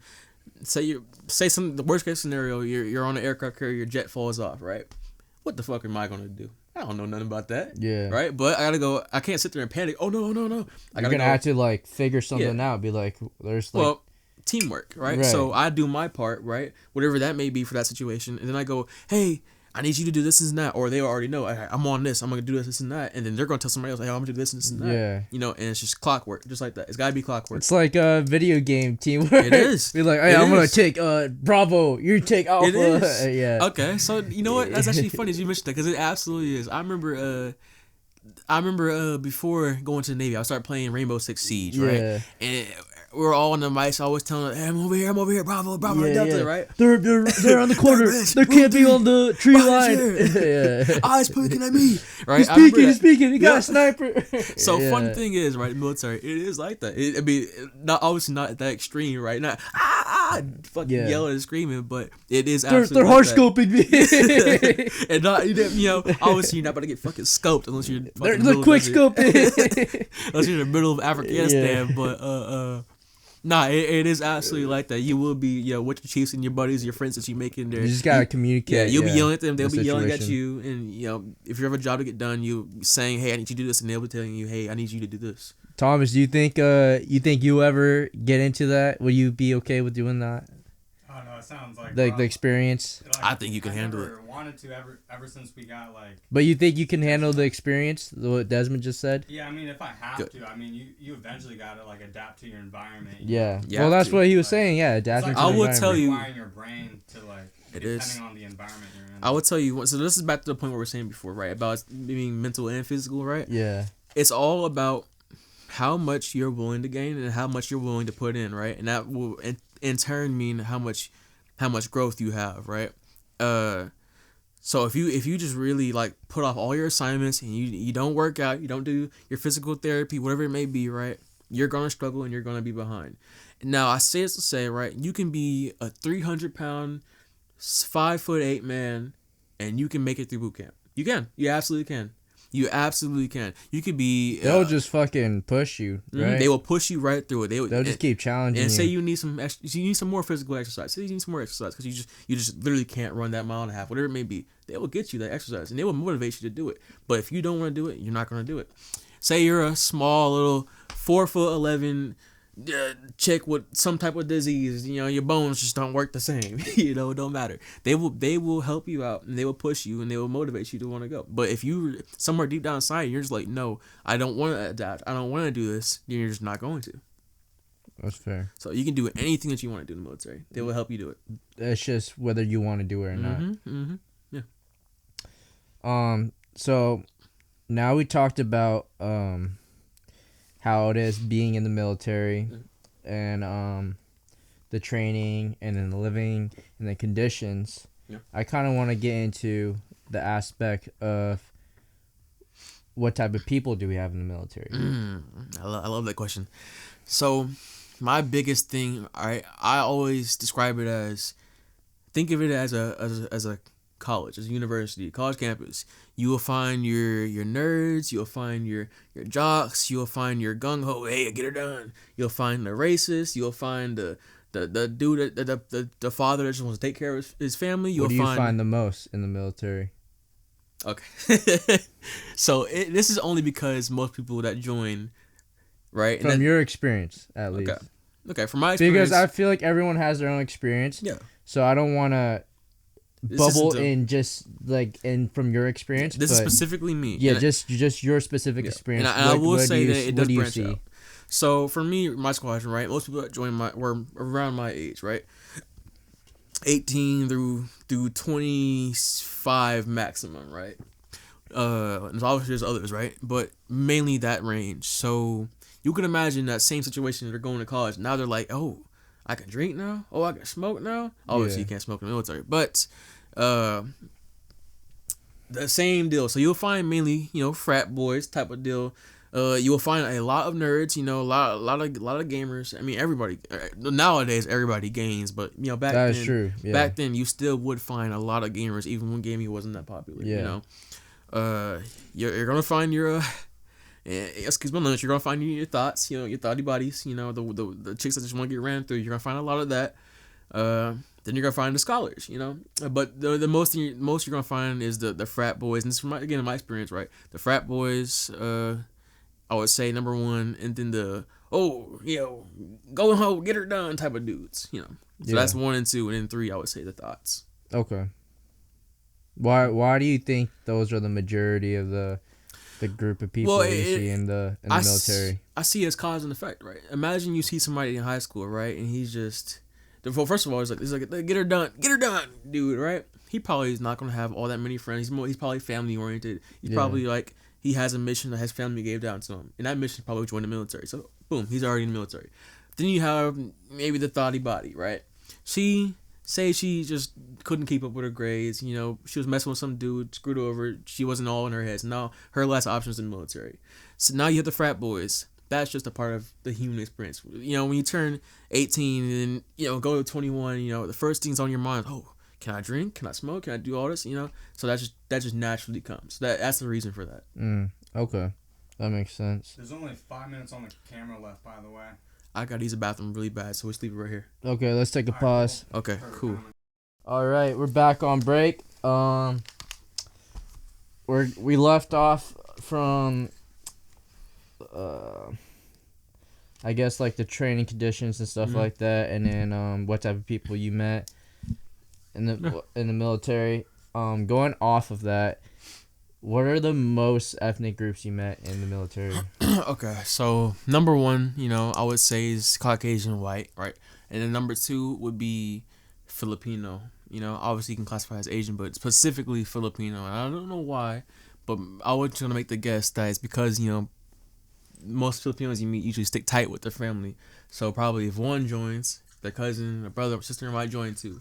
So so let's say white and a Caucasian, and then off of there it's completely different. Depends on where you are. Okay, so you said majority that from your experience is white Caucasian. Yeah, white Caucasian, and then Filipino. Some Filipino, depends on where you are, but usually Filipino second place. Interesting. Okay. Do you have? Okay, so the next question is, have you ever experienced racism in the military? Yeah, man. For sure. And again, right, I know I keep saying it depends, but it definitely does depend on where you're at, where you're placed at, right? For me, in my own experience, right, and this won't be the same for you. I've had many instances where it's just like, say, right, a white person does something. Let's say a white person slapped you specifically, right? And you fought back. You being Asian, right, and not being the Filipino crowd, you might get in trouble for fighting back, right? But let's say that you're white. He slaps you, you fight back. You don't get in trouble. And this is from my experience. This is 100%, absolutely that's just how it will go. But, this is just how it went for me, right? Let's say, if you're a female, for some reason the dude slaps you, right? Obviously, even in outside military, that dude's getting hemmed up. But you say you fight back and you beat his ass, and you're female and you actually just beat his ass, like for real, like overboard past what's due, you will get away with it, Maybe let's say that you're a African American female, you might not get away with it. So race does absolutely play a part in it, right? And the reason that is because the race of your whatever the main race it is in your squadron, whatever it is, like if you have mainly white higher ups, mainly female higher ups, mainly Filipino higher ups, mainly black higher ups, doesn't matter. Usually they will get let off easier than anybody else, and that's just damn near 100%. Do you think that affected your experience in the military at all? It did a lot, actually. And this isn't me to say that these people are racist. No, it's absolutely not the case, right? I mean, there's probably a few, but who cares about them? It's not that doesn't represent everybody, right? It did affect me, for sure. And it's in terms of like what I was saying before, where I try to get away with things that I shouldn't have been doing in the first place, right? So at the end of the day, I'm not blaming nobody besides myself, because I shouldn't have been doing those things in the first place, right? But to sit there and watch other people, of different races do facing different consequences. Oh, different consequences, but doing the same thing, right? But different consequences. Those same people told me that I should do those things with them, right? But then I'm the only one getting hemmed up, and my Hawaiian friends the only one getting hemmed up. But there's 5 white people that have been doing it for a while, or even this one new white person's been doing it, just started doing it with them. He's fine, they're all fine, but me and this Hawaiian dude aren't, right? This is personal experience.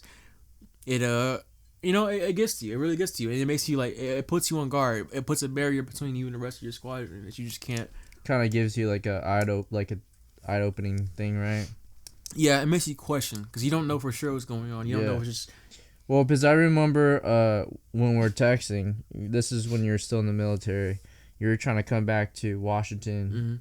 Mm-hmm. For a funeral, yeah. Yeah, for a funeral. And then it was so tough for you to get like even time off to go over here, but you're telling me that like other people in your squad or people that you know that aren't, you know, the same race as you, was able to get some more time off than you usually would do. This one, I'm not gonna lie. I'm gonna say I might have been a little upset, so I could have exaggerated it, right? Mm-hmm.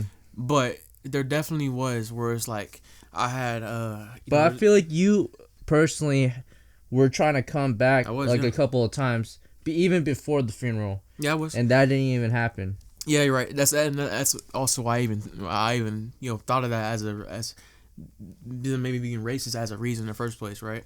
And this is talking about my higher ups, right? The people that are in charge of me that give me. So we're talking about. Sorry. Before I didn't mean to interrupt Desmond, but this is just Desmond's experience. Yeah. Okay, that doesn't. We're not talking about the whole.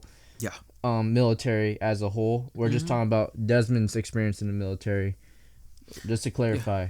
Absolutely, yeah. It will always depend on where you're at and what branch you're in and whoever's in charge of you. It's never a constant in terms of that, right? But yeah. So it was really hard for me to. So it's called leave, right? That's the equivalent of vacation at whatever job that you work at, right? In the military, we call that leave. So hey, I'm gonna take leave. I'm gonna take vacation. Same thing, right? Yeah. So I tried to take leave. I remember for quite a while, right? I did the due process exactly how it's done, just as everyone else has done. And my reason was, hey, I haven't been home in 3 years. I haven't seen any of my family, while other people have seen their family a half a year ago, or a year and a half ago, or 2 years ago, right? Like exactly. They've already seen their family. I haven't. I didn't even get a phone call in boot camp, you know. Yeah. So I really had no contact with my family. So I think it's about time for me. So that should have been a reason why I should have been able to go home and go see them. It wasn't during a. Obviously, we haven't been in war times for a long while. It wasn't during, when we had tensions with China. It wasn't during a mission in my squadron. I should have absolutely been able to win. I remember filing twice, and they just didn't let me. And they didn't give me any real reason, right? They just didn't let me. I mean, they said, hey, we can't allow you to leave right now because we have things that are going on in the squadron that we need people for, and people are already on leave, right?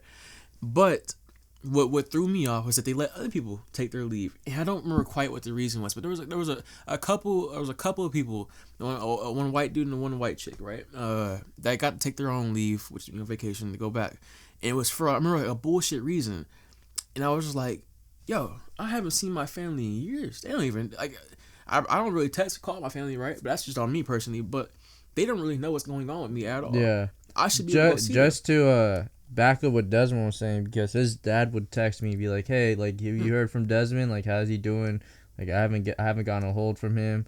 Yeah. And then it's also because, Desmond sometimes wouldn't have time to be on his phone, or like the connection wise, or he doesn't have the phone at the time. And yeah, also part of him not coming back home to even get back to his family, like like update them and like say what's going on, Absolutely, yeah. But anyways, just to keep it a little bit shorter, right? So skip to the funeral of my cousin, J Bug, rest in peace, love you, man. I'm losing it, right? And I'm just gonna come out and just be a little bit honest, right? I was going through a lot of things. I started doing things I shouldn't have been, right? But no one knew about it, right? So had some problems with the ex-fiance, had my cousin get shot dead, had some problems with my family, so I was going through it. I was in the mental works, right? And everyone knew it. They could tell it, they could see it in me, right? Yeah. I was like, hey, I just need to go home. I just want to go home and see how they're doing, see what's up, see my cousin, go to his funeral, right?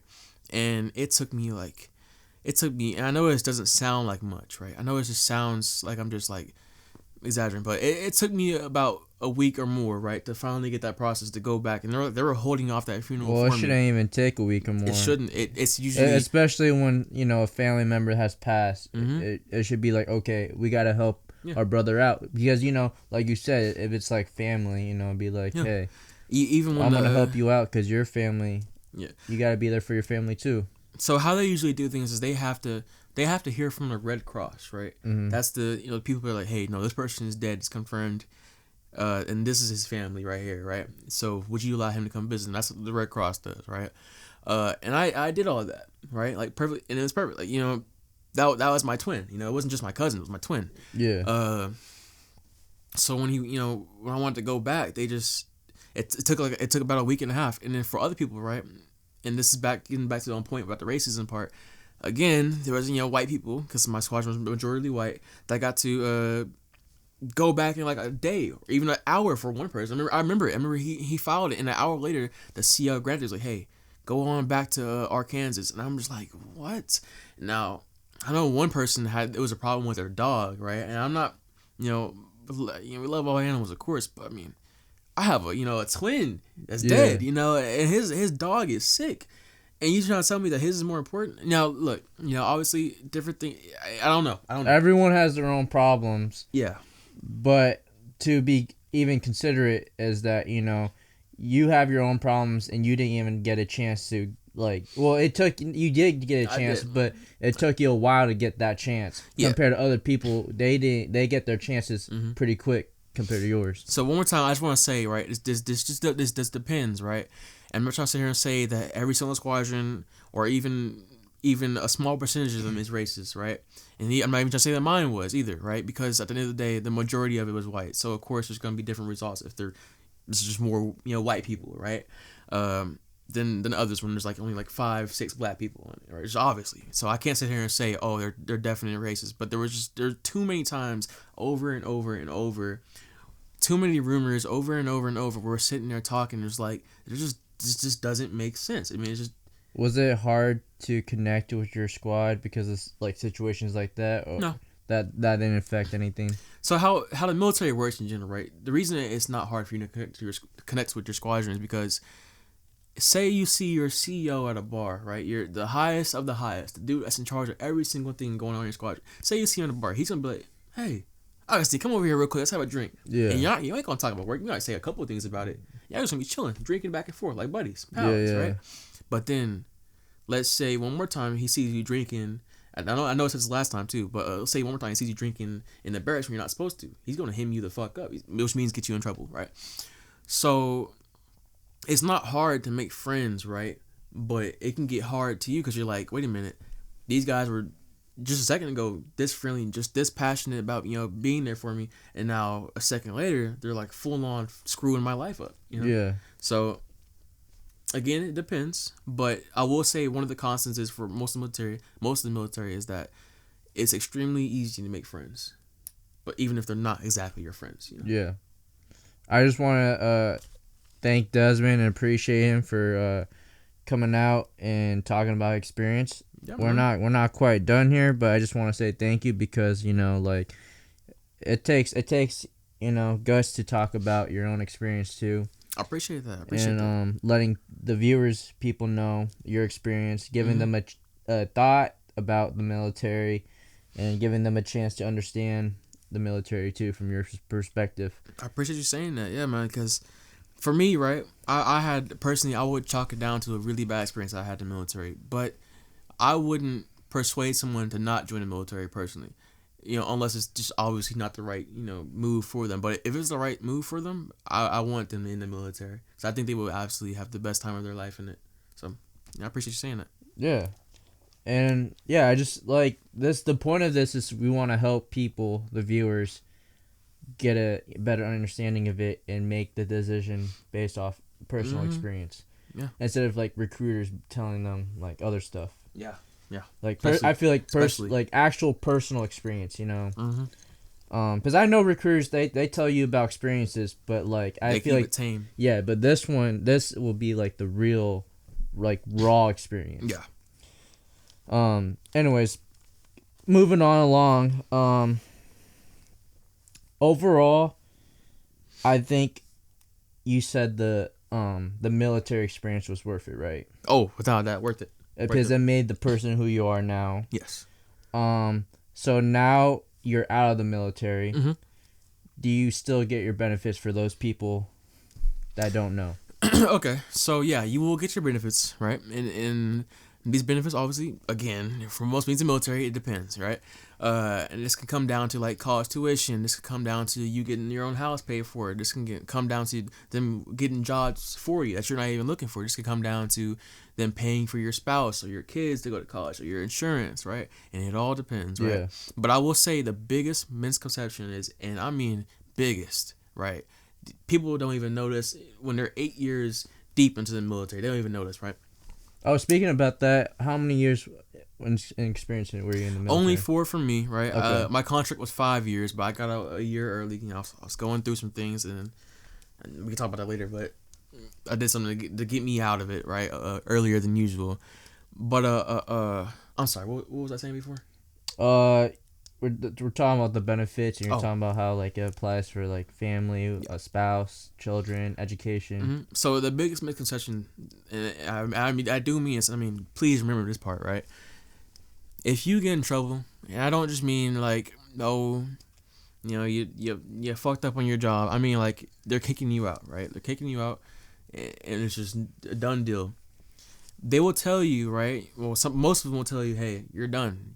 No benefits. You're out of here. Get it, go, pack your shit and leave, right? Yeah.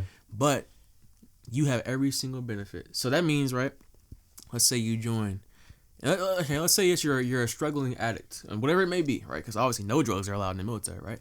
You're a struggling addict, and whatever it is, right? And then one day you're just like, I can't take this no more. Life is getting to me. I need this drug. And you take it, and you get out, right? Because I mean, they catch you and they kick you out. Yeah. You will get every single benefit as the same guy that did his full 5-year, full 6-year, 4-year, 3-year, 2-year contract, right? So whatever they say, the benefits will still apply to you. Specifically, I'm sorry, I don't know that because it's like a full on sheet. Okay. You have a lot. I mean, a whole lot from where you get buried at, from the any disability page you may get. It's just it really is a lot, right? So I'm sorry I can't answer that for you because that is important.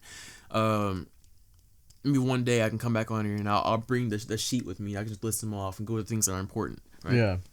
But my point is, right, while you're in the military, they sit here and tell you that you have to be on your best behavior. You do not want to get in trouble because you're going to lose your benefits and you're going to have a really hard time while you're in it. Well, I'm going to tell you right now, you're not going to lose your benefits. You're just not, right? And I don't care if you stole a fucking $1 million piece from the Navy. I don't know why you would, but let's say you did that. You will still get your benefits. I would say there's only a few exceptions. I'm talking like you know, contemplating against the government, you know, you murdering, going on a murder streak, you know, obviously that type of deal, right? Yeah. And the only thing that you don't get, right, that you would get if you normally did your time like they want you to do, let's say you did 20 years, right? That's when you get paid a pension, which means that after you get out, they'll pay you a good chunk of money, which is based upon your rank. And if you were in the 20 years, you should be a really high rank, right? That's when you get way more benefits that you usually will get normally. But most people aren't doing 20 years. So that's why I'm saying misconception is that if you get in trouble, you're not going to get your benefits. You are going to get your benefits. That's great. That's a great answer for those people who, you know, are also still in the military, and for people who are thinking about joining the military. I remember having to help a couple of friends out because they had no idea. I'm like, because I remember I had one person ask me, it's actually Adson, I was talking about him earlier. Mm-hmm. He was asking me, hey man, I'm thinking about getting out early because I mean it happens really common, real often. People just want to get out early for whatever reason it may be, right? It could be anything. Yeah, but they're too scared because they're like, I don't want to lose my benefits. And this is the entire reason I joined. Yeah. And I literally had to tell them, like, man, look at every single thing I'm getting. What's the difference between me and you? Not one. Not a single difference. But what's the difference between someone doing 20 years versus me and you? Quite a few. But because I've been in there for 20 years. Yeah, 20 years. Which kind of makes sense. You know, the longer you're into something, the more your reward. 20 years in the military means that you're absolutely, if you're doing things right, you should be a leader. I mean, I don't mean a chief. I don't mean a chief for a couple. I mean, you should be a really high leader up in the whatever branch you're in 20 years.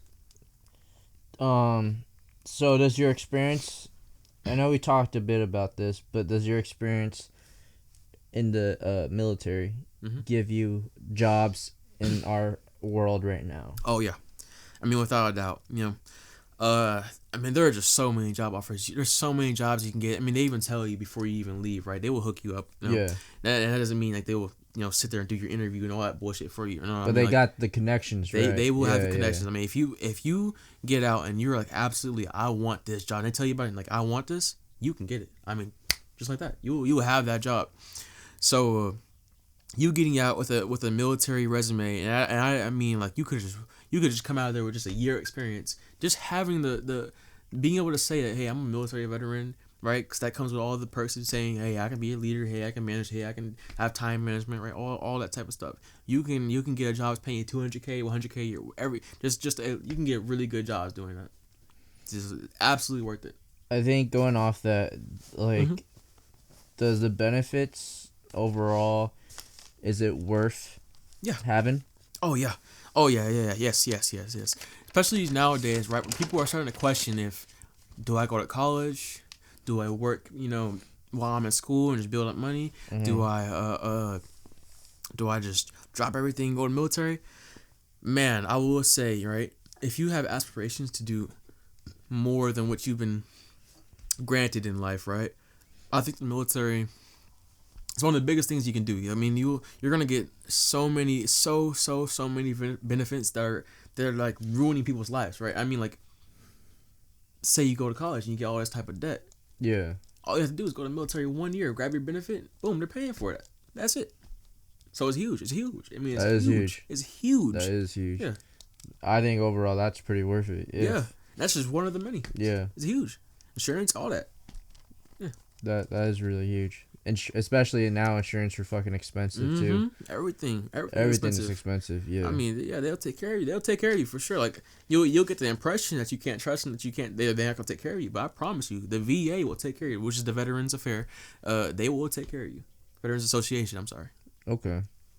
So for those who have who are wondering, this is perfect. After the military. Yeah. After you're out of it. So the connections, do you think you can connect with them still outside of the military? I still do, yeah. I still talk to all my people that, oh man, yeah. Great question, honestly. Great question. Man, I'm gonna tell you right now, you're gonna make some best freaking friends in the military. I mean, you're gonna have some people that are gonna be down with you for the rest of your life, whether it be one person, 3, 5, whether it be a chick and you're a guy or a guy and you're a chick, it don't matter. You're gonna have somebody there for you, at all times, right? So if you're going in there with the hopes of making a long lasting friend, and I don't mean just some friend that's out there, just snorting coke and fucking up their life. I'm talking about a friend. You can find that friend too, obviously, but the friend that's just starting their business, out there doing things, trying to be their best while also relating to you. You will. I mean, it's not even 95%. It's 100%. Like, you're guaranteed. The connections, does it help you too? Okay. Yeah. Besides, their experience outside, like, the military, like, expanding their personal life. But do you think it'll help you too from the connections inside as well? Yeah, for sure. I can't say that, like, they can help you with your specific journey or your specific job, right? I mean, even though most likely they can, right? But if you keep in contact with somebody from the military, they most likely have contact with somebody that's also out of the military, even if they're in the military, which means that, say you want this so-and-so a job, or say you want to move so-and-so over here, they will help you do that. I mean, it doesn't matter if you only work this dude for a year. I mean, there's a certain type of loyalty that you get in the military that you just don't get anywhere else. So they will help you. Okay. So after being in the military for a while, do you think your reality kind of changed? Oh, yeah. Because I know we had a really brief conversation about this too after you left. Or actually, no, you came back. We hung out one time when you came back for the funeral. You were telling me that, like, your whole reality is a little different when you're back in the city. Like, you felt weird and different for you. Yeah. You mind, like, telling the viewers? Of course. So personally, right, I came back, right, for the funeral. I came back during, I would say, peak COVID, right? Everyone was coming down a little bit, right? But, I had no idea what changed back in my hometown of Washington. I had no idea. I went straight from the military, took some leave for the funeral, and then came back. I was like, oh, restaurants are closed down everywhere. People are wearing masks, even walking on the sidewalk. I had no idea. I mean, I was completely clueless because military world is completely different from civilian world. I had no fucking clue. Oh yeah, this guy didn't know that at the time you had to show your COVID card to get inside restaurants. Had no idea. This guy had like a couple of. He's like, here you go. It was my official one. It was like, it was the most funniest thing. He grabbed it out of his wallet, uncrumpled it. Here you go. I am so lucky I brought that with me. By the way, I wasn't gonna bring that, but literally. So all right, for the military, we all got our COVID cards like maybe a year more before everybody else. Like I remember I was one of the first people to get my shots. For the the vaccine, but I was one of the first people to get it.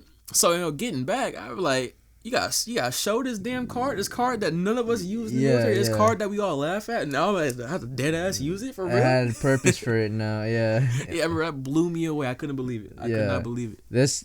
He did not know what was happening on the outside of the military world. Had not a clue. Like he was asking me all these questions. It was like teaching a foreigner like out of this country like new things. Yeah, it's different for when you're in the military, man. You have a whole different process, a whole different level of authority, a whole different level of it's just different. Yeah. So now the doors are open outside the military. How do you feel with that process now? Like now you're catching up to the world. Oh, okay.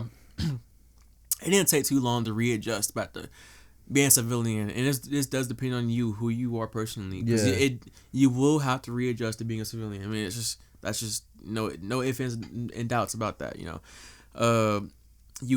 will have to adjust because you go from being used to hey, I want you here at 0400, I want you here at 0530, wear this, you bring this person with you, blah blah blah, you say this, you do this, right, to like, oh, I'm out here in the open world.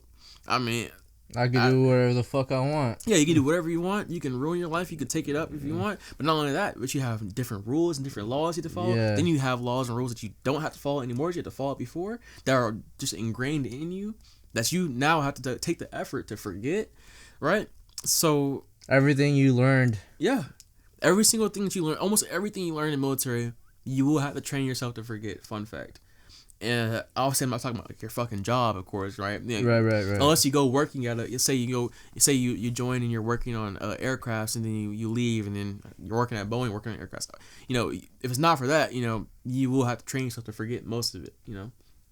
So it is completely different, civilian and in military. I would say the biggest thing job wise, and this could be pretty big for anybody out there. Well, right? The funny thing is that you're saying that like talking was different for you too, like in the military and in the reality world, because you're like, you were telling me that like when you were visiting, you're like, oh, talking feels so weird because I'm usually like talking in this way, and now I'm talking this way.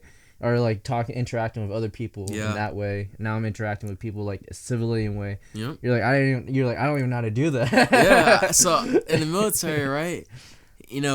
Besides from your chain of command and there are people in squadron, right? Who you have to, you had specific things you call them: DC2, AM2, Chief, Command Master Chief, Sir, yes ma'am, yes sir.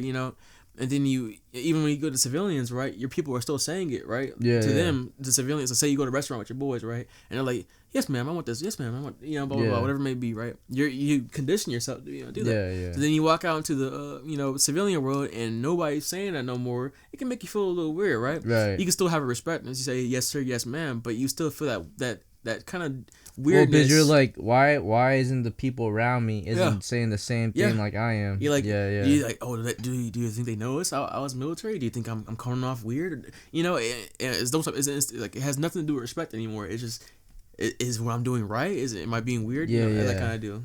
Yeah. You're weird. No, I was. They fucked me up. He was just a little out of society. I was out of society, man. He got back into it. Yes, sir. Hey. And then, one thing I forgot to say, like you're also used to like telling people what to do, or being told what to do, right? So like the flowing between conversation. I remember it took me like a year to get back into like just flowing with conversation with people. I remember it took me a while. That's why I didn't come into contact with like really anybody, until like a year after I got out, right? So I was still getting used to just talking. Hey, I'm talking. Now you're talking. I'm talking. Now you're talking. Instead of, hey, go over there and 0400 and do this and that. And then, hey, once I do that, I need you to do this and that. That's it. And you walk and they walk. Now I have to like actually talk. So like, there's not much talking back in the military, right? There shouldn't be. Back. So it's just shouldn't like direct. Yeah. And then that way. Mm-hmm. So there is talking back in the military. I mean, it's obviously people, but there shouldn't be. But there shouldn't be any talking back at all. It should always be, this is your order. You follow it. No question. If you have a question, you ask this guy, not me. Then you get it done. Okay. That's good to know. Yeah. This is the big general question, because nowadays mental health is a serious thing in this society. So how did it affect your mental health? If you don't mind letting the viewers know. No, of course. It again, this is my experience, right? And I will say that, and I'm not exaggerating at all. I'm saying 70% of the people that went with me in that same squadron as me, same time, or even afterwards, had the same experience as me. That means that they were on a good path. They were doing it all. They were doing everything they're supposed to do, going above and beyond, extra credit, doing the great stuff, and then just dropping it all, going to drugs, hating people, lock themselves in their rooms, not want to talk to anybody if it isn't drug related, that type of stuff, right? Happened to me, happened to my supervisors, happened to my higher ups, happened to people that got there a year after me, 2 years after me. It depends how well adjusted you are, for one, and for two, what happens in your specific life, right? Mm-hmm. For me, I had everything hit me all at once, and I just wasn't prepared for it. So that's how my mental health got screwed up. But one thing I really need to touch on, right? And I don't even know how to put this really, right? Mental health in the military is something odd, right? It is very important, right? And they talk like it's important. They really do. Do you think they excuse? So they talk about it, but you think they actually accept it or they excuse it? I say neither. I say they make room for it until they can't make room anymore, right? So I guess it's like a memory card. Like if there's space, there's an exception to it, but there's no more space. You better get the shit done. Yeah, get that work done. Mm-hmm. So the reason I say it's not accepting it, right? Because they're not gonna sit here and be like, "Oh man, you're going to this and this and that. Oh, and you can't do this. Take the day off. That's not gonna happen. Go, man. Don't even worry about it, right? I mean, they might do. I say like they absolutely could. It might. It's happened to me before at least a couple of times, right? And it's not about excusing it. Oh, you're going to this. Nah, don't worry about it. Just go on out, right? It's none of that. It's you're going to this. Well, he's going to this too, and she's going to this, and she's going to this. So why don't you just get back on the job, until he comes back, that type of deal, right? Oh, so they're like taking notes and stuff. Yeah. No, they're like, okay, like they do take it seriously. They're not gonna sit there and just like, oh, you're not. But they're trying to make time for everyone, I guess, in a way, right? Because if they're taking mental notes. It's not about taking time for everybody. It's about taking time for the job. Okay. The mission has to be done. The job has to be done. Mm-hmm. But like if one person is out, the person that's going through something still has to deal with the shit and still work on the job. Yeah, and then that turns like a whole cycle. That turns into a whole nother spiral. Okay, but what if the person comes back and you're going through shit? Are you able to take your leave still, or you still gotta focus on your job? It absolutely depends. It could depend on if you're so good at your job that they need you. Right, for certain that you just like you're so good at it. They're like they're like just go do that shit. No, they're like no, you stay. Yeah, like do that shit. Yeah, you keep going doing this until they come back, and then you train them until they're ready to do it, and then you can leave. Yeah. Or it can absolutely just be something as simple as, hey, you know what? We had too many people are gone right now, and okay, we have 3 people are gone right now, and we need 4 people in your last person, right? Yeah. Once this one person comes back, boom, you're good to go. It could be something as simple as that. It absolutely can. But what I wanted to like really harp on, right? Mental health in the military, and this is a constant. I mean, this goes for all branches, at least from the people that I talk to, right? So, okay, I won't say it's a complete constant, but I will say I talked to every single branch. I have been around every single branch completely, and I will tell you that they've all said the same thing, right? So in my experience, right, let's say that, your wife's cheating on you, right? Yeah. You don't want to go home anymore, right? So you're not getting good sleep. You're coming into work drowsy, and you're a little bit bitter, however bitter you are. And then they notice it. They're like, hey, man, you need help? All right, sorry about that. The camera cut off. Like I said, first podcast into 2024. We're still trying to figure out the logistics of it and stuff like that. Yeah. But thanks for being patient. We're gonna continue off what Desmond was saying, and he was talking about the overall mental health outside of the after the military, and his experience. Well, I'm gonna talk actually a little bit about inside the military and then after the military. So inside the military, I'm gonna keep this quick, by the way, but the main tendency that goes on, right? If you take some time off for mental health, they're gonna be like, cool. They're gonna give you that side eye, and then when you come back, they're gonna be like, oh, I don't think you were actually going through all that. I think you were just bullshitting, and that. It could be just a joke. It could be absolutely dead serious. But a lot of times it's them coming at you dead serious in a jokish way. But that's not a problem, right? It's like them teasing you. Yeah, so that's not a problem. That's just how it goes in the workplace. But let's say that you're actually going through something, which happens really, really, really often. Like, someone very close to you dies, or something happened to you personally, and they do that shit to you. It can really make you start to unwind and just start despising people, and this happens so often. And that's what the barriers come into place, and they start wanting to be like, oh, I don't belong here. I don't care for these people anymore, and I just want to go. Screw the Navy, screw the military. That happens real often. That's when you start focusing on yourself, type shit. Yeah. No, after the military, that's usually because you got the memo, and now you want to start focusing on yourself, right? And that can be for a multitude of reasons, but after the military, I would say the biggest thing is how can you now adapt to something completely different? Because before you were adapting to stress, before you were adapting to the military and all the laws and all the rules, now you're adapting to freedom. Now you're adapting to your own mindset. What can you get done while you're just sitting there and it's just you and your mind talking to you, and not just your chief telling you what to do, right? Now as you telling yourself what to do. Yes, you telling yourself what to do. So if you're not ready for that, if you're not ready to be able to take discipline and go, hey, I can't do this. I need to do this. Hey, I don't want to do this. And there's nobody telling you to do this no more. Except your own mind. Yourself and your mind. So it can be a really hard drop off, right? It goes from first of all, it goes from 0 to 100, just join the military. Then it goes from 0 to 100, from going the military, from getting used to the military to getting out of the military. Yeah. It's just back and forth. But luckily, they teach you how to adapt. But the adapting is only as good as you want to be. You can only adapt as much as you want to succeed, But also, it takes time for mental health to even get back to its the form that you want it to be in. A lot of people need a good chunk of rest. Yeah, like a good. Especially after I think 4 years is a lot. It is. And if you're just trying to maintain your mental health and even working through it, and when you finally get a break, it's gonna take some time to get that mental health back to a state that you need it to be. It is, but luckily, even if you have to, get into the what was the word that you're using again? About what specifically? Getting back into it. Society, civilian world. No. Oh man. Getting back to the workforce, getting back into who you were before then, getting back into it was incorporating. Okay, then I would say that would just. So if you're talking about incorporating, right? If you're incorporating yourself back into the civilian world, or incorporate yourself back into the military, or to the VA. Where do you trying to get yourself back included into? I guess what I'm trying to say is that your mental health. Getting yourself back to normal, back to ground zero. So okay.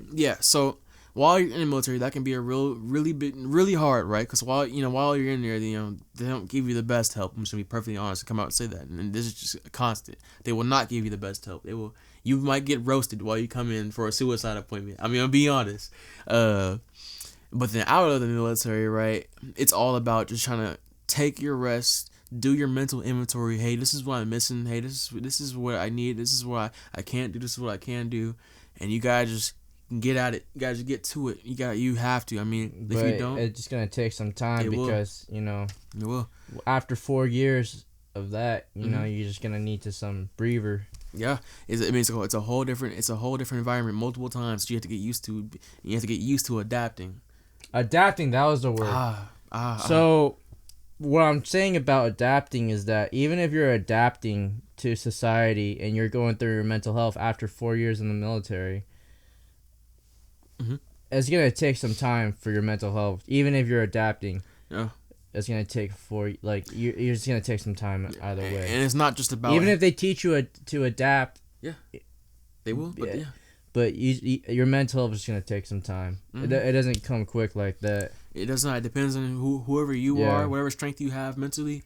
But it's not gonna be quick. Especially 4 years. I'm just saying. I personally think, because I think everyone gone through mental health, and we all know it doesn't come fast. But like 4 years of just just going at it. You're gonna after that 4 years, you're out of the military. I think firstly for me, I would be like, yeah, I need to take a lot of time to myself and figure something out and just let my mental health get to that state back, because I know it wouldn't come that fast. Nah, it does not come fast. It's definitely not easy. Yeah. But it's possible. It's very, very, very possible. It is. Yeah. I guess it depends on the person too, to be honest. It does. Yeah. Well, thank you, Desmond, for talking about the mental health, because that's a big word nowadays. Mental health, the two big words, mental health now. So besides mental health, how did it affect you health wise? Okay. Like physical or like liver, heart, any of those health. So stuff. Because I was stationed in this really dirty, muggy desert, right? I do have a little bit of some lung problems, right? But is it like asthma? Like I don't remember the word for it, because it's specifically in the area of Lemoore, in Lemoore, California. It's very specific to that area, right? Because of whatever their environment is, right? So I don't remember the word for it because I haven't went to the VA to exactly get diagnosed with it, right? They will, but the good thing is, right? If I do go, or when I do go, they will come to me and be like, hey, you were here for this amount of time, and that means that you're now liable for this amount of pay because you most likely have this disease on your lungs, right? So that's just one of the many things. You could have back problems that started in the military, knee problems started in the military. You could have migraines that started in the military. You could have erectile dysfunction that started in the military, and they will now start paying you in terms of disability because of that. But you have to go into. You gotta get checked out. They gotta prescribe you like what you have, type of thing. Yeah, but they will take care of you if you have it. They will take care of you. That's fair, I guess. And this is just for the down low, right? You can't exaggerate whatever you have. You absolutely can. You can get paid more. But what if you get tested though? You exaggerate it. You still, but even your exaggeration, they can't see through your BS. No, not really. Okay. All right. So for instance, right, this is a small one, right? But I'm just gonna share this part, right? So tinnitus is if your hearing's been messed up, so now you're starting to hear ringing and buzzing, and you're starting to hear muffled sounds, right? Oh, okay. For me, right, my hearing was already messed up before I even got into the military. Right? That is very true, right? By the way. So it was already messed up. This guy is so deaf he can't even hear me. Deaf and blind, right? So my hearing is already messed up. So how much more messed up can it get, right? Yeah. I'll tell you how much more messed up, right? You have told me, actually. Yeah, I had that. So all right. So during these tests, aircrafts. Right, you're working on aircrafts, and then jets that fucked up your yeah. So you have to constantly be hearing exhaust, and it's like extremely loud, very high decibel. It can fuck your hearing up, right? And it's supposed to fuck your hearing up. But for me, right, my hearing was already fucked up, right? So what did I do, right? And I can say it's because it's not gonna get any trouble or anything. It's okay, right? So during a test, right, where you have your headphones on, this is the auditory test for the military. You have your headphones on and you click at the beep, and it changes the frequency, the volume of the beep, right? I'm just click, click, click, click, click, fucking that shit up on purpose, right? And boom, I have tinnitus. So that's what I mean. I don't. So feel free to exaggerate it for your own means. And this isn't just a me thing. I promise you. You can if you're in the military right now. If you're joining the military, you can go talk to your CEO, the head of the head, and he will tell you the same exact thing. It's all about your own bread. They're just, I guess, yeah. Yeah. Get your money, take care of your body, take care of your health, get it done, get the work that you want to do. Always take care of yourself, to be honest. Yeah. And I promise you will succeed in the military. It's worth it. If you have the drive and you have the motivation, the willpower to struggle through adversity, you will fucking love it. If you don't, you're gonna gain some. I mean, you're gonna get some adversity or some motivation to go through adversity. You know, so it's worth a chance. It's worth a chance. So, I want to thank Desmond again for coming in and talking about experience and his everything. Yeah, man. And I appreciate that. We're definitely gonna get more podcasts with Desmond.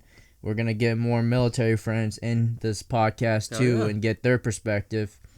I'm all done with my questions. Desmond, you got anything else you gotta say? I can only summarize it to, again, if you want to join the military, if this is your last option or if it's just the option that you're intrigued in, do your best, man. Do your absolute best. Just like you're in college, just like you're in high school. Don't regret anything. Just do your best, and you will succeed. I do want to point out that there is nothing against the military or nothing against people who doesn't want to join the military. Mm-hmm. This is just all based on Desmond's experience and his perspective. Yeah. And I just want to thank you viewers being patient and watching our videos.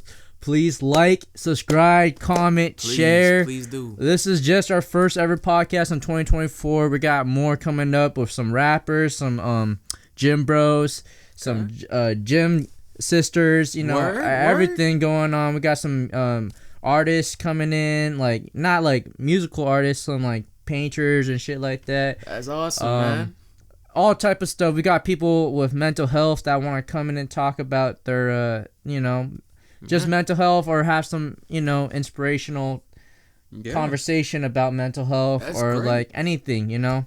Also, if you want to be part of this podcast, do not be afraid to hit up on the comments and be like, hey, I want to be on the pod, talk about this. We'll contact you back, figure out a day, and we'll get it going. I mean, I know some of you guys, when me and Thomas first started this back in high school, a lot of you guys were hitting us up and trying to get on the pod, and we appreciate that, and we appreciate the support, and we still would love the support, and we still love people wanting to join our pod. Come through. Yep. It's just gonna be the three of us right now. If you also want to start joining the crew, comment down below. We need a cameraman. Like I said, thank you, Desmond. Thank you, Thomas. FHF is fully back 2024. We're definitely going to post this once we get going. Sounds good. Sounds like a plan. Come on through. All right. Tell your story. That's a wrap. Tell your story. Enjoy.